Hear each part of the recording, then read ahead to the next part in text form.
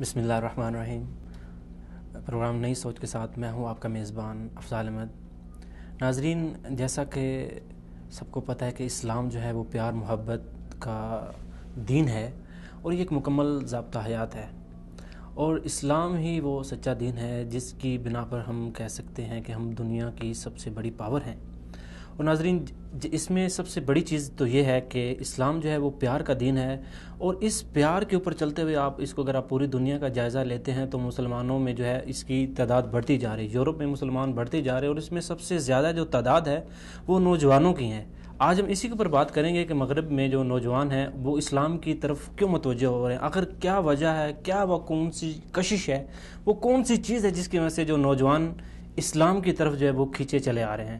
تو آج ہمارے ساتھ لائن پہ ہمارے جو معزز مہمان ہوں گے وہ مولانا سیف اللہ ربانی صاحب ہوں گے، اور دوسرے مہمان مولانا عنایت اللہ USA سے ہمارے ساتھ ہوں گے، اور ثاقب ریاض بٹ صاحب انگلینڈ سے ہمارے ساتھ ہوں گے، اور اسی طرح اسٹوڈیو میں ہمارے معزز مہمان عبید الرحمن شفیق صاحب ہیں۔ ناظرین، آپ بھی ہمارے پروگرام میں شرکت کر سکتے ہیں۔ ٹیلی ویژن اسکرین پر آپ کو ہمارا براہ راست کال نمبر بھی شو کیا جائے گا، اور اس کے علاوہ آپ ہمیں فیس بک، ٹویٹر اور واٹس ایپ پہ ہمیں جوائن کر سکتے ہیں۔ تو ناظرین، ہم بڑھتے ہیں اپنے مہمان کی طرف اور ان سے پوچھتے ہیں کہ سب سے پہلے تو میں آپ کو اپنے پروگرام میں خوش آمدید کہتا ہوں، اور دوسری بات یہ ہے کہ جیسا کہ پوری دنیا کا جائزہ لیا جائے تو آج کل جو نوجوان ہیں وہ کھلے ذہن کے مالک ہیں، وہ ہر چیز صرف اسی چیز کو پک کر رہے ہیں جس کا کوئی ثبوت ہو، جس کی کوئی ٹھوس بنیاد ہو۔ تو آخر کیا وجہ ہے کہ جو نوجوان ہیں وہ اسلام کی طرف کھینچے آ رہے ہیں، وہ کون سی کشش ہے؟ جبکہ دیکھیں، بظاہر آپ دیکھیں ایسا شاد و ناظری جو ہے وہ ہمارے سننے میں آتا ہے کہ کوئی جو ہے وہ مسلمان جو ہے وہ دوسرے مذہب میں چلا گیا، جبکہ باقی سارے مذاہب جو ہیں، سارے مذاہب سے لوگ جو ہیں وہ اسلام کی طرف جو ہے وہ کنورٹ آ رہے ہیں، اسلام کی طرف آ رہے ہیں۔ تو آپ کیا سمجھتے ہیں، ایسی وہ کون سی وجوہات ہیں؟ بسم اللہ الرحمن الرحیم۔ سب سے پہلے تو میں آپ کا بہت مشکور ہوں کہ آپ نے مجھے اپنے پروگرام میں دعوت دی اور اپنے اس پروگرام کا حصہ بنایا۔ دیکھیں، آپ کا جو سوال ہے یہ بہت ہی اہمیت کا حامل ہے، تو اس سوال کے جواب کی طرف جانے سے پہلے میں چاہتا ہوں کہ اس وقت جو موجودہ صورتحال ہیں، جو فیکٹس اینڈ فگر ہیں جو اس وقت یورپ پہ چل رہے ہیں، اور جو پریشانی اس وقت یورپ کو کھائے جا رہی ہے، ہم تاکہ پہلے اس کی طرف بات کریں، اور یہ ہماری ایک بیس بن جائے گی جو اس کے بعد ہمارے ناظرین کو اگلے سوالات اور اگلے جو ہماری ڈسکشن ہوگی اس کو سمجھنے میں بہت ہیلپ فل ہوگی۔ اس وقت یورپ کے اندر اور دیگر جو غیر اسلامی ممالک ہیں، ان کا جو سب سے بڑا مسئلہ اور ایشو ہے وہ اسلام کی ایک بڑھتی ہوئی تعداد ہے، اور اس کے ساتھ ساتھ یورپ کے اندر جو ایک الحاد، ایتھزم اور لبرلزم کا ایک فتنہ، میں تو اسے فتنہ ہی کہوں گا، چاہے کہ لوگ اس کو دوسری نظر سے دیکھتے ہیں، لوگ سمجھتے ہیں کہ یہ بہت بڑی ایک نعمت ہے کہ انسان کو آزادی مل رہی ہے اور انسان آزاد ہو کے جو چاہے کرنا چاہے، لیکن میں اس کو ایک فتنہ سمجھتا ہوں، اور میں تو یہاں تک اپنے دوستوں اور مجلسوں میں یہ کہا کرتا ہوں کہ مطلق آزادی خود انسانی آزادی کے لیے ایک بہت بڑا عذاب ہے، کہ اگر ہر انسان اپنے آپ کو آزاد تصور کرنا شروع کر دے کہ میں آزاد ہوں، میں جو چاہوں کروں، تو پھر وہ آپ کے اور میرے مال کو بھی اپنا حق سمجھے گا، وہ آپ کی اور میری عزت کو لوٹنا بھی اپنا حق سمجھے گا۔ اور یورپ کے اندر یہ پرج کا کلچر یہ بہت ویری سون آ رہا ہے، ابھی وہ اپنی موویز کے اندر اس کلچر کو عام کرنے کی کوشش کر رہے ہیں، اور جس طرح وہ حیوانیت کی طرف جا رہے ہیں، میں سمجھتا ہوں کہ اس میں کوئی تاخیر نہیں ہے کہ پرج کلچر جو ہے وہ ان کے اندر حقیقت کے اندر آ جائے گا۔ تو یورپ کے اندر اس وقت جو لبرلزم کی وجہ سے، آزادی کی وجہ سے ان کا خاندانی نظام اس وقت مکمل طور پہ تباہ ہو چکا ہے۔ ان کے اندر اسلام نے جو ایک معاشرے کو کنٹین کرنے کے لیے، ایک معاشرے کے بقا کے لیے اسلام نے جو معاشرتی نظام دیا ہے، ایک خاندانی نظام دیا ہے کہ میاں بیوی کو ایک بندھن کے اندر، ایک بہت ہی پاکیزہ بندھن کے اندر باندھا ہے، اور ایک گھر کا بندھن بنایا ہے، باپ کو اس گھر کا ذمہ دار بنایا ہے، اس کے اوپر ذمہ داریاں ڈالی ہیں، ماں کے اوپر اس کے حقوق ڈالے ہیں، تو پورا ایک اسلام نے ایک نظام دیا ہے۔ اب مغرب کے اندر کیا چل رہا ہے، وہ لوگ لیونگ ریلیشن شپ کے اندر نکاح سے انحراف کر کے جو فطری چیز تھی، جو اللہ تعالیٰ نے، اسلام دین فطرت ہے، اسلام ہر وہ فطری تقاضا جو آپ کی طبیعت کے اندر، آپ کی شرست کی، آپ کی خلقت کے اندر ہے، اسلام نے وہ تمام فطری تقاضے پورے کیے ہیں۔ تو نکاح کا جو ایک فطری تقاضا تھا، گھر بار کا ایک ہر انسان کے دل کے اندر یہ چاہ ہوتی ہے جب وہ باہر کام کاج کرتا ہے تو جب گھر جائے تو ایک آگے سے خوبصورت بیوی اس کو، ایک رسول اللہ نے فرمایا کہ جو بیوی ہے اس کی مسکراہٹ، سب سے اچھی بیوی وہ ہے کہ جو اپنے خامند، جب خامند اس کی طرف دیکھے تو وہ اس طرح مسکرائے کہ خامند کی ساری تھکان دور ہو جائے۔ تو یہ جو خلوص کا رشتہ ہے، جب آپ کو یہ نہیں ملے گا تو آپ کے کام کی تھکان دور نہیں ہوگی۔ تو یہ نظام جب تباہ ہوا، اب اس نظام کی تباہی کے باوجود ان کے اندر جو سب سے بڑا مسئلہ آ رہا ہے وہ ان کے فرٹیلٹی ریٹ کا ہے۔ جب آپ اپنی ذمہ داریوں کو قبول نہیں کریں گے، تب اس کے بعد اگر آپ لیونگ ریلیشن شپ میں رہ رہے ہیں تو آپ کبھی بھی ایک بچہ افورڈ نہیں کر سکتے۔ سب سے پہلی بات یہ ہے کہ وہ بچہ کس کے نام سے منسوب ہوگا۔ دوسری بات جو سب سے بڑا ایشو ہے وہ یہ ہے کہ اس بچے کی کفالت کس کے ذمہ ہوگی۔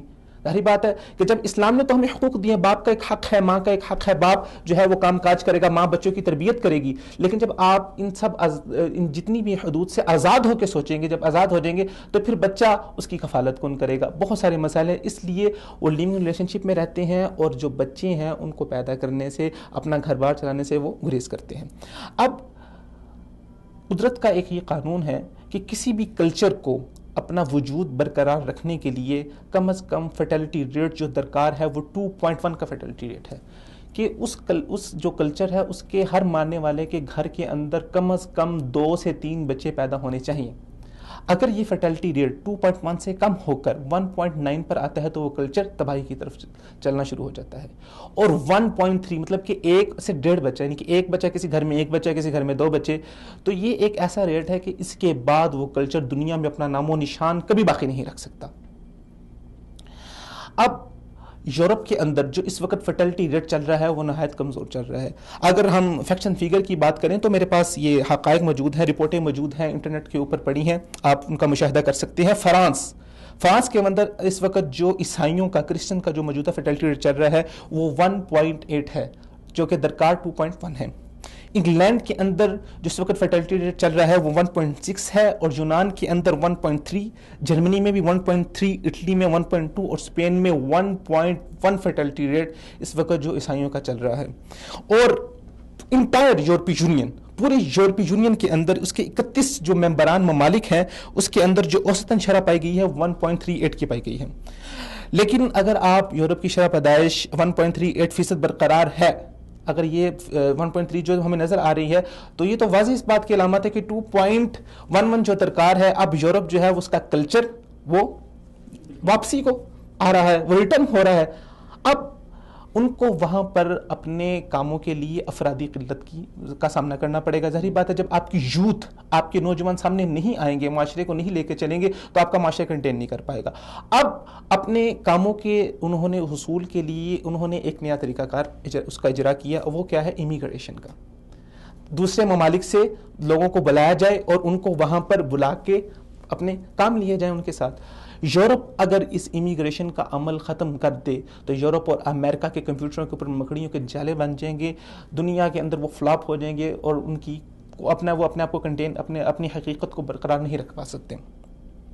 اب جب دوسرے ممالک سے آپ نوجوانوں کو امیگریٹ کر کے اپنے ممالک میں بنائیں گے تو اس میں سب سے بڑا جو امیگریشن کا حصہ ہے وہ اسلامک امیگریشن کا حصہ ہے، جس میں پاکستان، انڈیا، بنگلہ دیش، انڈونیشیا، دیگر ممالک سے جو نوجوان ہیں بہت کثیر تعداد میں وہ وہاں پر گئے۔ اب جو پاکستان کے اندر نوجوان ایک جس کی پرورش ہوئی ہے، اس کی پرورش تو ایک اسلام کے مطابق ہوئی ہے، ایک اسلامی ذہنیت کے مطابق ہوئی ہے، اس کی شرست کے اندر، اس کی ذہنیت کے اندر، اس کی فطرت جبلت کے اندر اسلام جو ہے وہ رچا بسا ہوا ہے۔ اب انہوں نے وہاں پر جا کر ان کے افرادی قلت کو تو دور کیا، لیکن اس کے ساتھ ساتھ جو اسلام ان کے اندر موجود تھا، جو اپنے ممالک سے ساتھ لے کے آئے تھے، انہوں نے اس کی دعوت کا بھی کام شروع کر دیا۔ اب اس وقت کی جو صورتحال ہے یورپ کے اندر، چرچ سے زیادہ مساجد کی تعداد ہے۔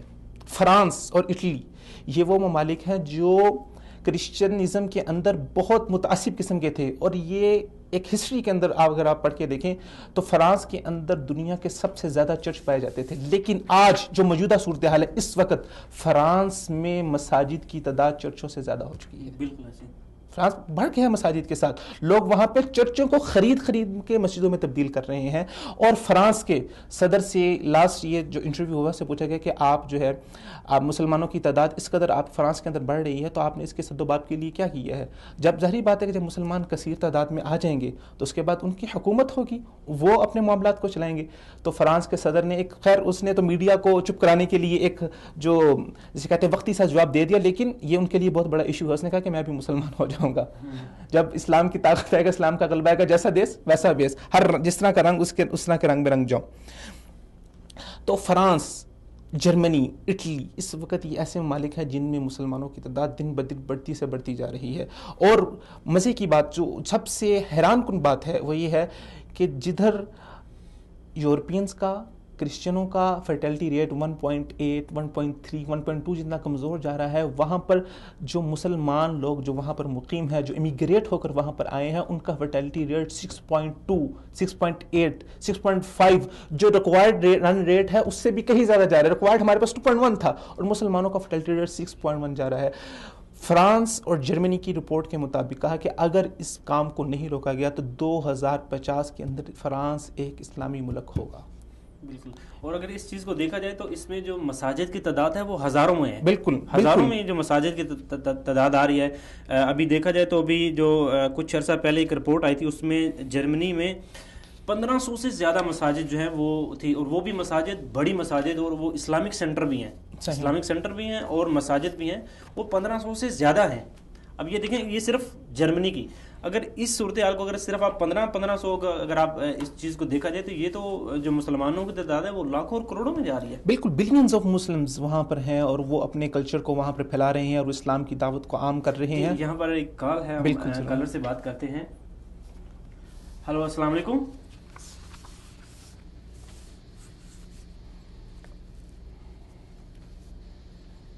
ہلو, السلام علیکم. جی, کون کہاں سے بات کر رہا ہے؟ جی, وہ لائن ڈراپ ہو گئی ہے. تو ہمارا موضوع اور جو ہماری ڈسکشن چل رہی تھی وہ اس بارے میں چل رہی تھی کہ اس وقت یورپ کے اندر مسلمانوں کی تعداد جو ہے وہ بہت زیادہ بڑھ رہی ہے. اس کی پرسنٹیج کے بارے میں انشاءاللہ ہم آگے ڈسکشن کریں گے. ہمارا وہ پورا اس کے بارے میں ساری پوری ایک رپورٹ میرے پاس موجود ہے, انشاءاللہ ہم اس کو آگے چلتے ہیں. یہاں پر ایک تھوڑا سا چیز ہے کہ دیکھیں, ایک طرف تو یورپ میں اور پورے جو مغرب ہے اس میں اسلام جو ہے وہ بڑھتا جا رہا ہے, اور لیکن جب ایک تھوڑے سے اس کو ہم دوسرا پہلو دیکھتے ہیں میڈیا پہ, اور جو بات ہائی لائٹس کی جا رہی ہے وہ یہی کی جا رہی ہے کہ ایک طرف تو اسلام بڑھ رہا ہے, دوسری طرف اسلام کے خلاف جو ہے وہ سازش ہو رہی ہے, اور اسلام کو جو ہے وہ ایک دہشت گردی کے نام سے جوڑا جا رہا ہے. جس نے داڑھی رکھی ہو اس کو دہشت گرد قرار دیا جا رہا ہے. تو اس کے بارے میں آپ کہیں گے؟ دیکھیں, یہ ایک اسلام فوبیا کی ایک تحریک ہے, ایک موومنٹ ہے جو یورپ کے اندر چل رہی ہے. اب جیسے میں نے پہلے ذکر کیا کہ ان کی اس وقت سب سے بڑی یہ پریشانی ہے کہ اسلام تیزی سے بڑھ رہا ہے. کس طرح ہم اپنی یوتھ کو, اپنے نوجوانوں کو, اپنے لوگوں کو اسلام میں داخل ہونے سے روکیں. اسلام, میں اس کوشچن سے پہلے ذرا کچھ ہمارے پہلے کوشچن کچھ چیزیں باقی رہتی ہیں, میں اس کو ذرا تھوڑا سا کمپلیٹ کر لوں. اسلام دو چیزیں ہوتی ہیں, ایک ہوتا ہے مذہب, ایک ہوتا ہے دین. مذہب اس کا تعلق آپ کی اسپرچول ویلیوز سے ہوتا ہے. مثال کے طور پہ آپ نماز پڑھتے ہیں, روزہ رکھتے ہیں, یہ تمام آپ کی جتنی اسپرچول تھنگس ہیں یہ ریلیٹ کرتی ہیں مذہب کے ساتھ. لیکن اسلام کوئی ایک مذہب نہیں ہے. مذہب کے تمام چیزیں موجود ہیں اسلام میں, لیکن اسلام ایک دین ہے جو اپنا ایک علیحدہ اور جداگانہ طرز معاشرت بھی رکھتا ہے, طرز معیشت بھی رکھتا ہے. اس کا پولیٹیکل سسٹم, اس کا اکانومیکل سسٹم تمام سسٹموں سے جدا اور علیحدہ مکمل. اگر ان ورڈز میں کہوں کہ یہ مکمل ایک طرز حیات ہے, انسان کی زندگی گزارنے کے لیے ایک کامل اور ایک مکمل نظام ہے, تو میں سمجھتا ہوں یہ کوئی مبالغہ آ رہی نہیں ہے, یہ بالکل حقیقت پر مبنی بات ہے. اور اسلام اور قرآن یہ اسلام ایک ایسا نظام ہے کہ تمام انسانیت کے دکھوں کا مداوع اگر کوئی نظام کر سکتا ہے تو اسلام کر سکتا ہے. اور یورپینز جو اس وقت اپنے تمام دکھوں کے اندر, اپنے نظاموں کی تباہیوں کی وجہ سے گرے ہوئے ہیں, ان کو اگر سکون ملتا ہے تو وہ قرآن پڑھ کے اور اسلام کے نظام میں آ کے ملتا ہے. تو یہ ایک تیزی سے جو چیز ہے وہ ان کو اسلام کی طرف مائل کر رہی ہے. دوسری بات جو آپ نے کی وہ بھی بہت اہمیت کی حامل ہے کہ ایک طرف تو اسلام بڑھ رہا ہے, لوگ اسلام کو چاہ رہے ہیں, اسلام کو پڑھ رہے ہیں, دوسری طرف جو ہے وہ مغرب کے اندر ایک بہت بڑی تحریک چل رہی ہے اسلام فوبیا کے نام سے, جس میں اسلام کو دہشت گردی کہا جا رہا ہے. یہ باتیں میں سمجھتا ہوں کہ اب اس کی تردید کرنے کی کوئی ضرورت نہیں ہے. ایک چیز سورج ہے نا, سورج ہر ایک انسان کو نظر آتا ہے. کوئی انسان سورج کے نہ ہونے کا اگر اس کا اقرار کرے گا تو وہ اسی کے اوپر ہی آئے گا. کوئی انسان سورج کا انکار نہیں کر سکتا. تو یہ باتیں اظہر من الشمس ہیں, دنیا نے دیکھا ہے. 9/11 کے بعد یہ اسلام فوبیا کی جو تحریکیں شروع ہوئی ہیں, اسلام کو دہشت گردی کا نام دیا گیا ہے, یہ ساری کی ساری تحریکیں, یہ ساری کی ساری ڈسکشن, اس سے پہلے کوئی اسلام کو دہشت گرد نہیں کہتا تھا. تو 9/11 کے بعد جب سے اسلام کو دہشت گردی کا نام دیا گیا, آپ اٹھا کے دیکھ لیں کہ کیا ان کی اس عمل نے اسلام کو روک پایا ہے, اسلام کے خلاف کوئی بند ہے. ایون آپ دیکھیں, میں یہ رپورٹ آپ کے سامنے, میں ناظرین کے سامنے پیش کرنا چاہوں گا کہ 9/11 کے بعد ہر سال, صرف امریکہ کی بات کروں, ہم یورپ کو, آسٹریلیا کو ہم چھوڑتے ہیں, صرف امریکہ کے اندر 9/11 کے بعد ہر سال 20 لاکھ امریکی, اوسطاً 20 لاکھ امریکی مسلمان ہو رہے ہیں. اور آپ رپورٹس دیکھیں, 9/11 کے بعد قرآن مجید کی ریکارڈ پرنٹنگ ہوئی ہے. ہاں, یہ بہت زیادہ ہوتا یہ ہے کہ جب میڈیا کسی چیز کے اوپر پروپیگنڈا کرتا ہے, شور ڈالتا ہے, تو یہ لوگ اب سمجھ رہے ہیں اس کو. اب اگر ہم دیکھیں تو ہماری جو مارکیٹنگ کی اصطلاح کے اندر اس کو نیگیٹو مارکیٹنگ کا نام دیا جاتا ہے, کہ لوگ اپنی نیگیٹو مارکیٹنگ کرتے ہیں کہ ہم اس کو برے نام سے مشہور کریں تاکہ لوگوں کے اندر کیوریوسٹی اور تجسس پیدا ہو کہ یار دیکھا جائے کہ اس کے اندر ہے کیا جو اس کو اتنا برا بنا کے پیش کیا جا رہا ہے. تو انہوں نے جب اسلام کا غلط چہرہ لوگوں کے سامنے پیش کیا تو لوگوں کے اندر ایک بہت بڑا تجسس اس حوالے سے پیدا ہوا کہ آئیے ہم دیکھتے ہیں کہ یہ جو اس کے اندر برائی بیان کی جا رہی ہے وہ برائی ہے کیا. تو میں نے جیسے آپ کو پہلے بتایا کہ قرآن یہ انسان کے غموں کا مداوع ہے, یہ اللہ تعالیٰ کی کلام نہیں ہے, یہ انسان کی کلام نہیں, یہ رب کی کلام ہے.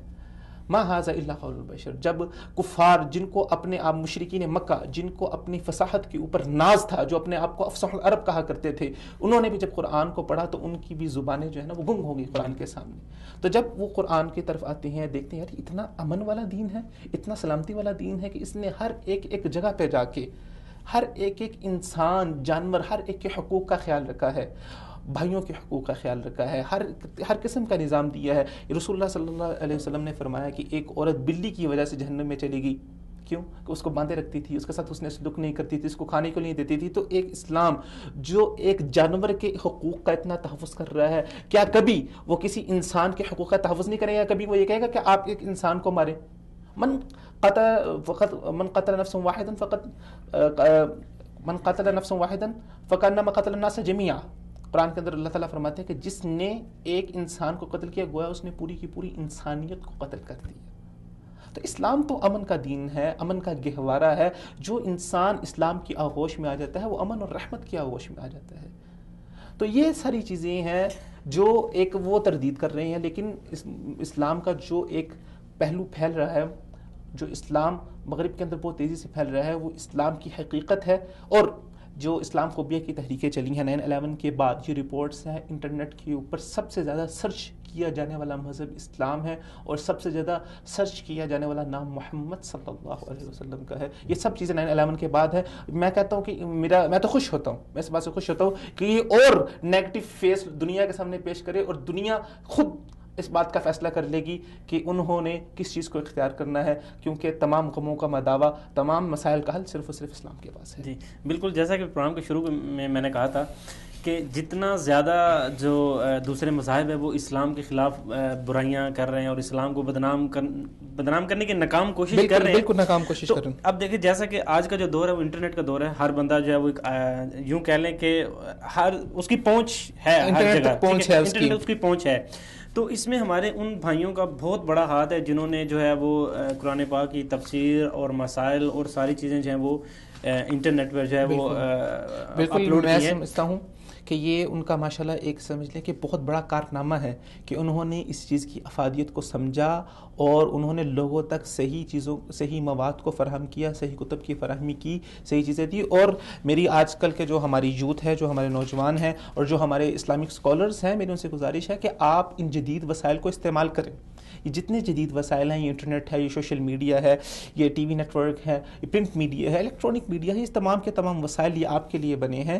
اور وہ لوگ ان وسائل کو استعمال کر کے اسلام کے خلاف منفی پروپیگنڈا کر رہے ہیں, اور ہم لوگ جو اسلام کے وارثین ہیں, اسلام کے جانشین ہیں, ہمیں بھی ان وسائل کو استعمال کرنا چاہیے کہ ہم اس کے اوپر فتویٰ سازی شروع کر دیں, ہم طرح طرح کے باتیں کریں. خیر میں اس ایک الگ موضوع ہے, اس کی تفصیلات میں نہیں جانا چاہتا. تو میری تمام اسلامی اسکالر سے یہ ایک اس چینل کی وساطت سے میری ایک اپیل بھی ہے کہ آپ ان چیزوں کو سیکھیں, ان چیزوں کو سمجھیں اور جدید سے جدید وسائل استعمال کر کے اسلام کا مثبت چہرہ دنیا تک پہنچائیں. جی بالکل، جیسا کہ اس میں کوئی شک نہیں کہ اسلام جو ہے وہ سلامتی کا دین ہے. بالکل. تو ہمارے ناظرین کو جو ہے قرآن اور احادیث کی روشنی میں ذرا ایک سلامتی کا جو ایک کنسیپٹ ہے، ایک جو ویژن ہے جو ایک اسلام نے ہمیں دیا ہے، اس کو ذرا بتائیں کہ اسلام نے جو سلامتی کا جو اسلام نے بولا کہ اسلام جو ہے سلامتی کا دین ہے. بالکل. اب لوگوں کے ذہن میں جو ہے نا یہ تھوڑی سی خلل ہوتی ہے کہ سلامتی کس چیز کی سلامتی، کیسی سلامتی. ٹھیک ہے، ہم اپنے گھر میں بیٹھے ہیں، ہمیں کوئی پوچھتا نہیں ہے، ہم دوسرے کا کیوں خیال رکھیں. ٹھیک ہے، اب یہ چھوٹی سی چیزیں ہیں، اس چیز کو آپ تھوڑی سی وضاحت کریں. کیونکہ آپ دیکھیں، اب ایک بندہ یورپ میں بیٹھا ہوا ہے، اب وہ سلامتی کس چیز کو کہتے ہیں؟ بالکل ٹھیک ہے، ہمارا گھر محفوظ ہے، بس ٹھیک ہے، یہی سلامتی ہے. دین نے تو ہمیں صرف اپنا نہیں بلکہ باقی لوگوں کا بھی، باقی بھائیوں کا بھی، ہمساؤں کا بھی، سب کے بارے میں جو ہے وہ کہا کہ آپ ان کا خیال رکھیں، ان کی ہر لحاظ سے جو ہے وہ دیکھ بھال کریں. تو مخصوص تو نہیں ہے کہ صرف آپ خود سلامت ہے تو اس کا مطلب ہے کہ بس آپ سب کچھ سلامت ہے. آپ کیا میں اس کے جو ہے نا اپنی سلامتی کے بارے سے بات کی ہے تو میں بیسک سے ابتدا کرتا ہوں. اس کے اسلام لفظ اسلام ہی سلامتی سے ہے. یہ سلم میں ہے، عربی زبان کا لفظ ہے جس کا مادہ اور اشتقاق سلم سے ہے، اور سلم کا معنی ہی سلامتی ہے، جو اردو زبان میں بھی ہمارے ہاں یہ سلامت رہو، سلامتی کا لفظ استعمال ہوتا ہے. تو اسلام ہے ہی سلامتی سے. قرآن حکیم کے اندر، قرآن مجید کے اندر 300 سے زائد آیات میں اللہ تعالیٰ کی صفت رحمت کا ذکر ہوا ہے. اور قرآن مجید کی ابتدا، ہر انسان جب قرآن مجید کی تلاوت کرتا ہے تو ابتدا اعوذ باللہ من الشیطان الرجیم بسم اللہ الرحمن الرحیم سے کرتا ہے. تو اس آیہ مبارکہ میں اللہ تعالیٰ کی دو صفات، بنیادی صفات بیان ہو رہی ہیں. بسم اللہ الرحمن، وہ اللہ تعالیٰ جو بہت زیادہ مہربان ہے. الرحمن یہ مبالغے کا صیغہ ہے. عربی زبان کے اندر مبالغہ اس وقت استعمال ہوتا ہے جب آپ نے کسی چیز کے اندر بہت زیادہ شدت یا غلو اختیار کرنا ہو کہ اس کی کوئی حدود ہی نہیں ہے، آپ الفاظ کے اندر اس کو بیان نہیں کر سکتے، تو اس کے لیے مبالغے کا صیغہ استعمال ہوتا ہے. تو الرحمن اللہ تعالیٰ جو انسانوں کے ساتھ رحمت کرنے والے، محبت کرنے والے، وہ رحمان بہت زیادہ رحمت کرنے والے ہیں. اسلام کے اندر اللہ تعالیٰ نے ہر معاملے کے اندر، ہر چیز کے اندر رحمت کے پہلو کو حتی المقدور ملحوظ رکھا گیا ہے. کتب ربکم علی نفسہ الرحمہ، اللہ تعالیٰ نے، رسول اللہ نے فرمایا کہ اللہ تعالیٰ نے اپنی نفس کے اوپر، اپنی جان کے اوپر رحمت کو لازم قرار دے دیا ہے. ایک دفعہ آپ صلی اللہ علیہ وسلم، ایک بہت ہی خوبصورت واقعہ. جی معذرت صاحب، ابھی ہمارے ساتھ ثاقب ریاض بٹ صاحب لائن پہ موجود ہیں، ہم ان سے بات کرتے ہیں. السلام علیکم. جی وعلیکم السلام. جی ثاقب صاحب، آپ کا بہت بہت شکریہ کہ آپ نے ہمارے پروگرام میں شرکت کی. جیسا کہ ابھی بات ہو رہی ہے کہ یورپ میں جو نوجوان ہیں وہ اسلام کی طرف جو ہیں وہ مائل ہو رہے ہیں، اسلام کی طرف آ رہے ہیں، تو آپ اس بارے میں کیا کہیں گے کہ وہ جو یورپ میں رہنے والے نوجوان ہیں وہ آخر کیا وجہ ہے، آخر کیا کشش ہے کہ جس کی وجہ سے وہ اسلام کی طرف زیادہ سے زیادہ آ رہے ہیں؟ اسلام تو شروع سے ہی جو ہے وہ مسلمانوں کو اور غیر مسلموں کو اپنی طرف راغب کرتا ہے. یہ دین ہی ہمارا جو ہے حضور صلی اللہ علیہ وسلم کا ایسا دین ہے جس کی طرف لوگ خود سے راغب ہوتے ہیں. اور یہ لوگوں کو، دوسرا یہ ہے کہ اکثر ایسے لوگ ہیں جو ہر وقت یورپ میں مطلب کہ بزی رہتے ہیں کام میں، یہ وہ آنا جانا، ان کا ٹائم کا شیڈیول اس طرح کا ہے جس کی وجہ سے وہ لگاتار مسجد میں جا نہیں سکتے. دوسرا یہاں پہ مغربی ملکوں میں یہ ہے کہ اذان کا رواج نہیں ہے، کہ اذان نہیں دی جاتی. اس وجہ سے لوگ کچھ تھوڑا سا کہہ سکتے ہیں آپ کے لوگ اسلام سے دور نہیں ہیں، لیکن وہ ٹائم نہیں دے پاتے جو کہ ہمیں دینا چاہیے. دوسرا سوشل میڈیا اور باقی ٹی وی وغیرہ یہ مسلمانوں کو بہت زیادہ راغب کرتا ہے کہ وہ اپنے دین کی طرف تیاری کریں اور اسلام کی طرف زیادہ رجوع کریں. جی تو اس میں ایک چیز تو ایک اور چیز کہ اب یورپ میں جو اسلام ہے وہ بڑھتا جا رہا ہے اور اس میں زیادہ تعداد نوجوانوں کی ہے. اس کے برعکس دیکھا جائے تو پوری دنیا میں جو ہے وہ اسلام کو بدنام کرنے کی ناکام کوشش کی جا رہی ہے. اور تو آپ اس بارے میں کیا کہیں گے؟ جی اس کا صرف میں نے جو اپنے استادوں سے اور اپنے والدین سے یہی سیکھا ہے، اور یہی میری عقل جو ہے وہ اس چیز کا جواب دے سکتی ہے کہ اللہ تعالیٰ جہاں پہ ہیں وہاں پہ شیطان بھی ہے. اللہ تعالیٰ کا صحیح راستہ ہے شیطان کا غلط رستہ ہے. یہ انسان کو ڈیسائیڈ کرنا ہے کہ وہ کس رستے پہ جاتا ہے, کس رستے کو سلیکٹ کرتا ہے. جہاں تک آپ نے پوچھا کہ اسلام کی طرف مرد حضرات زیادہ راغب ہیں اور خواتین بھی ہیں اس سائڈ پہ, اس کی وجہ یہ ہے کہ آپ کا دوبارہ سے ریپیٹ کریں گے اپنا سوال تاکہ میں اس پہ ڈیٹیل سے بات کر سکوں. جی ثاقب صاحب, میں نے یہ پوچھا ہے کہ یورپ میں جو اسلام ہے وہ تیزی کے ساتھ پھیل رہا ہے, لیکن اب دیکھا جائے پوری دنیا میں سوشل میڈیا ہو, چاہے وہ پرنٹ میڈیا ہو, الیکٹرونک میڈیا ہو, اس سارے میں اسلام کو بدنام کرنے کی کوشش کی جا رہی ہے, اسلام کو دہشت گردوں کے ساتھ جوڑا جا رہا ہے. جی ہاں, دراصل وہ یہی کہتے ہیں کہ all the Muslims are terrorists, کہ سب مسلمان ٹیررسٹ نہیں ہیں. ٹیررزم اگر یہ کچھ عرصہ پہلے میں ویڈیو دیکھ رہا تھا اور ریویو بھی کیا میں نے اس پہ اور چیک بھی کیا, تو وہ بتایا کہ سب سے پہلا ٹیررزم فرانس سے شروع ہوا تھا, اور دوسرے ملکوں میں ٹیررزم جو ہے نا وہ عروج پہ تھا. یہ اسلام کو صرف یہ 9/11 اور کچھ جو واقعات ہیں اس کو ابھارا ہے کہ مسلمان جس کی زد میں آ گئے ہیں. دوسرا ہے اسلام کی طرف لوگ راغب کیوں ہو رہے ہیں. اس کے راغب ہونے کی وجہ یہ ہے کہ حضور صلی اللہ علیہ وسلم نے یہ نہیں فرمایا سب سے زیادہ کہ آپ نمازیں پڑھیں, آپ زکوٰۃ دیں, آپ حج کریں, آپ طواف کریں. حضور صلی اللہ علیہ وسلم نے ایک چیز فرمائی ہے, اپنا اخلاق اچھا کریں.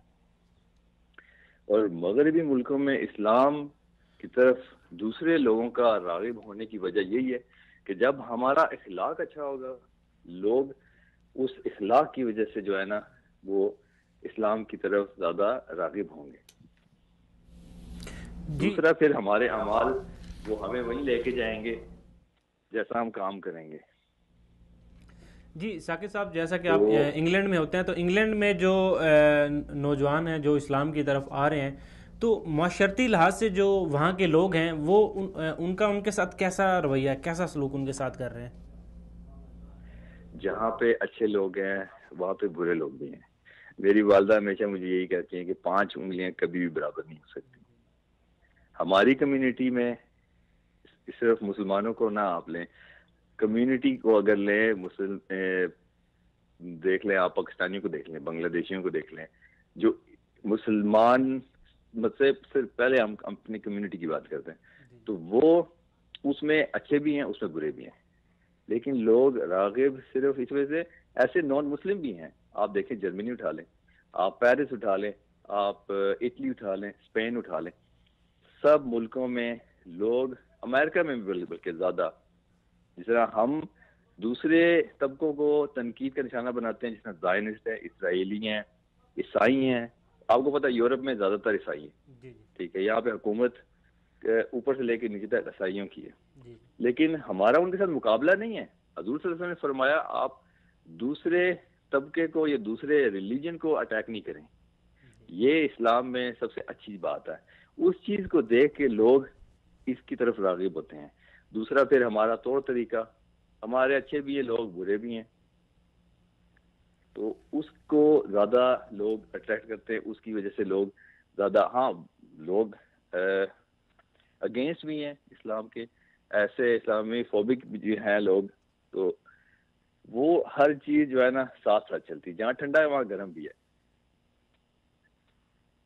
جی ثاقب صاحب, آپ کا بہت بہت شکریہ کہ آپ نے ہمارے پروگرام میں شرکت کی. ناظرین, یہاں پر ہمارے ساتھ ایک کالر ہیں, یہاں پر لیتے ہیں کال. ہلو, السلام علیکم. جی وعلیکم السلام. جی کون کہاں سے بات کر رہے ہیں؟ جی وصال اردو. جی میرا نام ساجد ارشاد ہے, میں پتوں کی پاکستان سے بات کر رہا ہوں. جی فرمائیے آپ کا. میرا نام ساجد ارشاد ہے, میں پتوں کی پاکستان سے بات کر رہا ہوں. جی ساجد صاحب, آپ کا آج کے موضوع کے حوالے سے آپ کا کیا سوال ہے؟ پہلے تو جی میں آپ کو محبت برا السلام علیکم ورحمۃ اللہ وبرکاتہ کہتا ہوں, اور معزز مہمان مولانا عبید الرحمان صاحب کو بھی بہت بڑا سلام پیش کرتا ہوں. اور جیسا کہ بتایا جا رہا ہے کہ بہت سارے لوگ جو ہے دائرہ اسلام میں داخل ہو رہے ہیں, خبر دل بہت خوش ہوا اور میں نے پاکستان میں بیٹھ کے آپ کو پروگرام سننا دیکھا, مجھے بہت اچھا لگا, ایمان کی تازگی ہوئی. میرا سوال یہ رہے گا کہ اسلام میں تو بہت سارے لوگ داخل ہو رہے ہیں الحمدللہ الحمدللہ, لیکن کیا آیا ہم جو مسلمان ہیں وہ اسلامی تقاضوں کو کس طرح پورا کر رہے ہیں؟ ہمیں کون سی خامیاں ہیں, کون سی چیزیں ایسی ہیں ہم پورا نہیں کر پا رہے ہیں؟ میں سمجھتا ہوں کہ میں اسلام میں ہوں, لیکن میں اسلام کے جو حقوق ہیں, جو اسلام نے مجھے سارا کچھ دیا ہے, اس کو میں اچھے طریقے سے نہیں کر رہا. تو نوجوان نسل جو ہے پاکستان میں انڈین چینل گانے وغیرہ یہ چیزیں سن رہی ہیں, تو اس کو آپ کیا میسج دیں گے اور کس طرح اسلام کو مزید فروغ دیا جا سکتا ہے؟ تو ہم بھی چاہتے ہیں کہ اسلام مزید پھیلے اور ہر گاؤں کریا ہر ملک میں اسلام کا بول بالا. جی جی جو ہمارے نبی کی جی بالکل ساجد صاحب, آپ کا سوال جو ہے وہ بہت ہی اہمیت کامل ہے. جی آپ کیا کہیں گے بھائی صاحب؟ کالرز کا نام کیا تھا؟ ساجد صاحب. بہت بہت شکریہ ساجد صاحب. سب سے پہلے تو آپ کو آپ کے سلام کے جواب وعلیکم السلام ورحمۃ اللہ وبرکاتہ. بہت شکریہ آپ نے ہمارے پروگرام میں کال کی. سعید صاحب دیکھیے, مسئلہ اور ایشو یہ ہے کہ ہمارے پاکستان, جب سے پاکستان بنا ہے اس کو جتنا عرصہ ہو گیا ہے, اس وقت سے پاکستان کے اندر ہم سمجھ رہے ہیں کہ دین کا, دعوت کا, اصلاح کا کام بہت زیادہ ہو رہا ہے. لیکن سیکولرزم کا جو سب سے بڑا ایجنڈا ہے وہ ایجنڈا یہ ہے کہ دین کی دعوت کو مسجد کی چار دیواری کے اندر بند کر کے رکھ دو, اس دین کو مسجد و مدرسہ کے ممبر و محراب تک محدود کر کے رکھ دو. اور وہ آج اپنے اس ایجنڈے کے اندر, اپنے اس مشن کے اندر 100% کامیاب ہے. ہم لوگ مساجد کے اندر دروس دے کے, ہم لوگ مساجد کے اندر جلسے کروا کے بہت خوش ہیں کہ جی ہم اسلام کی دعوت کا کام بہت زیادہ کر رہے ہیں. ہوتا کیا ہے کہ پچھلے 40-50 سال سے مسجد کے اندر کوئی نیا بندہ پروڈیوس نہیں ہو رہا. وہی پرانے چہرے آپ کو نظر آ رہے ہیں, روزانہ کی بنیاد پر وہ چہرے نظر آ رہے ہیں. کسی جگہ پر جلسہ ہوتا ہے تو وہاں پر جلسہ کم, ملاقاتیں زیادہ ہوتی ہیں. اچھا جی ماشاءاللہ ہماری پچھلے ایک جلسے میں ملاقات ہوئی تھی, اس بار اس جلسے میں ملاقات ہوئی ہے. تو وہ جو ایک روح تھی وہ ختم ہو چکی ہے اور نیا بندہ پروڈیوس نہیں ہو رہا. اس وقت پاکستان کے اندر دعوت کی سب سے زیادہ ضرورت کس کو ہے؟ ہماری وہ یوتھ, ہمارے وہ نوجوان جو اس وقت کالجز میں پڑھ رہے ہیں, جو اس وقت یونیورسٹیز میں پڑھ رہے ہیں, جنہوں نے مستقبل کے اندر آ کے بیوروکریٹ بننا ہے, لائر بننا ہے, ڈاکٹر بننا ہے, ملک کا پالیسی میکر بننا ہے, سیاستدان بننا ہے, ان لوگوں کو دعوت دینے کی سب سے زیادہ ضرورت ہے, کیونکہ انہوں نے ملک کا نظام چلانا ہے. اب معذرت کے ساتھ دل خون کے عنصر ہوتا ہے ایسی باتیں کرتے ہوئے کہ پاکستان جو اپنے آپ کو اسلامی جمہوریہ پاکستان کہتا ہے اور اسلام کے نام کے اوپر جس کا قیام ہوا, پاکستان کا مطلب کیا؟ لا الہ الا اللہ. میں نام نہیں لینا چاہوں گا. پاکستان کا ایک سیاستدان ہو, وزیر ہو, صرف سیاستدان نہ ہو, اس کے بعد وزیر ہو, اور جب مجلس کے اندر ان کو تلاوت کرنے کے لیے کہا جائے تو جب وہ قل هو اللہ پڑھے تو ان سے قل هو اللہ نہیں پڑھی جا سکے. یہ قل هو اللہ سورۃ الاخلاص, یہ ایک ایسی سورت ہے جو مسلمان کے بچے کو یاد ہے, اور جس مسلمان کو سورۃ اخلاص نہیں آتی اس کے اسلام کا کیا حال ہے؟ ہم اس کے اوپر کیا بات کر سکتے ہیں؟ اور دیکھا جائے, اور یہ ریپرزینٹ کس کو کر رہے ہیں؟ اسلام کو کر رہے ہیں, پاکستان کو کر رہے ہیں, پاکستان کو کر رہے ہیں, جو اسلامی جمہوریہ پاکستان ہے, جو اسلام کے نام پہ بنا, جس کے لیے لوگوں نے قربانیاں دی, اپنا خون بہایا, لوگوں کی عزتیں تاتار ہوئی, کیا کچھ نہیں ہوا. ہم انشاءاللہ اس کے اوپر ایک علیحدہ سے پروگرام کریں گے کہ اسلام کے لیے کیا کیا, پاکستان کے لیے کیا کیا قربانیاں دی گئیں. تو میں یہ بات کر رہا تھا کہ وہ انسان پاکستان کو ریپرزینٹ کر رہا ہے, ملک کا سیاستدان ہے, اور سورۃ اخلاص اس کو نہیں آتی. مجھے ایک بات بتائیں, جب وہ انسان ملک کی پالیسی بنائے گا جس کو سورۃ اخلاص نہیں آتی, دین کے ساتھ اس کا یہ تعلق ہے, تو وہ کہاں پر پالیسی بناتے ہوئے اسلام کو ملحوظ خاطر رکھے گا؟ بالکل ایسے. تو ہماری وہ یوتھ جو اس وقت کالج میں پڑھ رہی ہے, جو اس وقت یونیورسٹیز میں پڑھ رہی ہے, جس نے کل کو آ کے ملک کا پالیسی میکر بننا ہے, ملک کی انہوں نے تہذیب کو, تمدن کو سنوارنا ہے, ملک کو آگے لے کے چلنا ہے, ان لوگوں کو سب سے زیادہ دعوت کی ضرورت ہے. اور ہم مسجد اور مدرسے کے اندر, اس کے ممبر و محراب کے اندر, ہم اپنے جمعہ کے خطبہ دے کر, اپنے دروس دے کے ہم بہت جو ہے نا وہ اپنے آپ کو سمجھ رہے ہیں کہ ہم نے بہت بڑا دین کا کام کر لیا ہے. تو ماشاءاللہ ساجد بھائی جیسے جو اچھی سوچ رکھنے والے ہمارے نوجوان, جو ہماری یوتھ اس وقت پاکستان میں موجود ہے اور جو اس وقت کالج یونیورسٹیز میں چل رہے ہیں, ان کو اس پیغام کو آگے لے کے بڑھنا ہے. ان کو اپنے کالجز کے اندر, ان کو اپنی یونیورسٹیز کے اندر ہمارے نوجوانوں کو, جیسا انہوں نے ذکر کیا کہ ہمارا آج کا نوجوان وہ دوسری چیزوں کی طرف راغب ہو رہا ہے, وہ آج بالی ووڈ, ہالی ووڈ کی طرف راغب ہو رہا ہے, اور ٹی وی کے اوپر گانے تماشے دیکھ رہا ہے. تو آپ یوتھ ہیں, آپ نے ان کی اصلاح کرنی ہے, آپ نے ان کو آگے لے کے بڑھنا ہے. جس طرح آپ دیکھیں کہ مغرب کے اندر جو ہمارا آج کا موضوع ہے کہ جو یوتھ, جو نوجوان ایک مسلمان ہوتا ہے, وہ پھر ایک مسلمان نہیں رہتا, وہ پوری ایک امت بن جاتا ہے. جس سے اللہ تعالیٰ نے حضرت ابراہیم علیہ السلام کے بارے میں ان ابراہیم کان امتن, تو وہ ایک اسلام کی ایک پوری ایک جانشینی کرتا ہے, اسلام کی ترجمانی کرتا ہے, اور اپنے ساتھ ایک نہیں کہ لوگوں کو اسلام کی آغوش میں لے کے آتا ہے. جی بالکل. یہاں پر ہمارے ساتھ ایک اور کالر ہے, ان سے بات کرتے ہیں. ہلو, السلام علیکم. وعلیکم السلام ورحمۃ اللہ وبرکاتہ. جی وصال اردو سے بول رہے ہیں آپ؟ جی وصال اردو سے بول رہے ہیں. جی آپ کون, کہاں سے بات کر رہے ہیں؟ میں ملتان پاکستان سے بول رہا ہوں. جی فرمائیے, آپ کا آج کے موضوع کے حوالے سے کیا سوال ہے؟ میں نے کچھ یعنی کہ قرآن پاک کے ترجمے کے بارے میں کوئی مسئلہ پوچھنا تھا. تو جی آج جو ہمارا موضوع ہے وہ ہے یورپ میں جو نوجوان ہیں وہ اسلام کی طرف کیوں آ رہے ہیں, تو اس موضوع کے حوالے سے آپ کا کیا سوال ہے؟ ہاں جی میں آپ کو بتاتا ہوں. سوال یہ ہے کہ ہمارے جو ہے نا یہ علماء کرام, تو ان کو چاہیے کہ قرآن پاک سے ہدایت حاصل کریں, کیونکہ ہم پڑھتے ہیں ایاک نعبد و ایاک نستعین. جی محترم, پہلی بات تو یہ ہے کہ آپ جو اپنے ٹی وی ہے اس کا والیوم جو ہے اس کو ذرا بند کر دیں تاکہ آواز جو ہے آپ کو کلیئر سنائی دے. آواز آپ ڈائریکٹ وہیں سے آ رہی ہے, آواز آپ کہیں اور سے بول رہے ہیں؟ جی آپ اپنا جو ٹی وی, آپ نے جو پیچھے ٹی وی لگایا ہوا ہے اس کی جو آواز ہے اس کو بند کر دیں.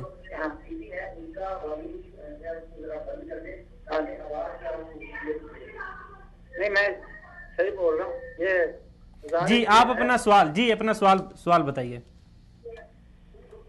سوال یہ ہے کہ میں نے کئی اپنے دوستوں کو ترجمے والا قرآن پاک دیا ہے, تو انہوں نے پڑھنے سے انکار کر دیا کہ ہم قرآن پاک پڑھیں گے تو گمراہ ہو جائیں گے, کیونکہ علماء کرام کا ان کے اوپر اتنا اثر ہے. وہ کہتے ہیں کہ ہمارے جو علماء کرام کہہ رہے ہیں نا وہ صحیح ہے, قرآن پاک پڑھیں گے تو ہم تو عالم نہیں ہے, اس لیے ہم گمراہ ہو جائیں گے. تو اس لیے کوئی ایسا آپ سسٹم کریں کہ ہمارے نوجوانوں کو قرآن پاک کی طرف راغب ہوں اور اس کا ترجمہ سیکھیں اور اس سے حاصل کریں. جیسے جب ہم نماز پڑھتے ہیں تو ایاک نعبد و ایاک نستعین کہتے ہیں, لیکن جب باہر نکلتے ہیں پھر ہم کہتے ہیں کہ جی فلاں بزرگ ہمارے اتنے اچھے ہیں, اس سے مسئلہ پوچھیں, اس سے مسئلہ پوچھیں. جب قرآن پاک ہمارے سامنے ہو تو ہمیں دوسروں کے پاس جانے کی کیا ضرورت ہے؟ جی پھر میں کوشش یہ کرتا ہوں کہ دیوبندی ہے تو دیوبندی مسئلہ کا ترجمہ اس کے آگے رکھا جائے, لیکن وہ اس سے بھی انکار کر دیتا ہے. کہتے نہیں جی ہمیں تو عالم اس سے پوچھنا, عالم دین سے پوچھنا, ہم قرآن پاک نہیں پڑھ سکتے, عالم ان کا علماء کرام کا کام ہے. جب وہ کہتے ہیں علماء کرام کے پاس جاتے ہیں تو علماء کرام کہتے ہیں یار ہم جو کہہ رہے ہیں ہم قرآن پاک کے خلاف کہہ رہے ہیں. وہ کہتے ہیں دیکھو جی ہمارے بزرگوں نے کہا, یہ ہو ہی نہیں سکتا کہ ہمارے پاک قرآن پاک کے خلاف عمل کرے.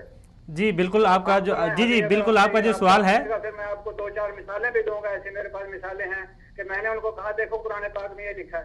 وہ کہتے ہیں ہمیں نہیں پتا, ہمیں تو بس جو علماء کرام نے کہہ دیا وہی ٹھیک ہے, بس باقی سب غلط ہے. جی بالکل ٹھیک ہے. آپ کا سوال جو کیسے کروں, تو آپ کے پاس ماشاءاللہ ایک میڈیا کا یہ ہے, تو اس میں آپ کوئی ایسا چینل اشر کریں کہ وہ ترجمے کی طرف راغب ہوں, ہمیں پتہ چلے کہ قرآن پاک ہمیں کیا رہا ہے. جی بالکل آپ کا جو سوال ہے یہ بہت زیادہ اچھا ہے. تو دیکھیں یہاں پر یہ انہوں نے جو سوال کیا نا وہ ایک بڑی بہترین چیز ہے کہ ہماری جو نوجوان نسل ہے ان کو قرآن پاک کی طرف ان کی جو توجہ ہے قرآن پاک کی طرف ان کی توجہ دلائی جائے. قرآن پاک اگر وہ پڑھ رہے ہیں تو ترجمے کے ساتھ پڑھیں کہ قرآن, دیکھیں پوری یورپ میں جو لوگ ہیں وہ اسلام کی طرف آ رہے ہیں تو وہ قرآن پاک کو پڑھ کے آ رہے ہیں, وہ اس کی تعلیم کو جو ہے وہ اس کے ترجمے کے ساتھ, وہ ظاہری بات ہے جو جس ملک میں رہ رہا ہے اس کو اس کے مطلوبہ ہی جو ہے وہ لینگویج میں اس کا ترجمہ پڑھ رہا ہے. اب دیکھیں جب وہ ترجمہ پڑھ رہا ہے تو اسلام کی طرف زیادہ آ رہا ہے. یہ بھائی کا بہت اچھا سوال ہے.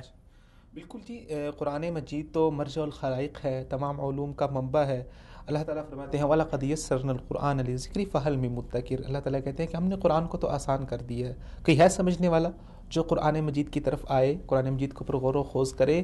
سب سے بڑی کمی ہماری ہے, ہم قرآن کو ٹائم نہیں دیتے. دیکھیے ہمارے گھر کے اندر ہمیں اپنے والدین سے محبت ہوتی ہے, جن کے والدین فوت ہو چکے ہیں تو کیا ہوتا ہے کہ رات کو جب بچوں میں بیٹھتے ہیں تو کہتے ہیں کہ جی میرے والد صاحب نے اس طرح کہا تھا, میرے والد صاحب نے اس طرح کہا تھا. تو والدین سے محبت ہے, محبت کا اظہار آپ اپنے بچوں کو ان کی باتیں سنا کر کرتے ہیں.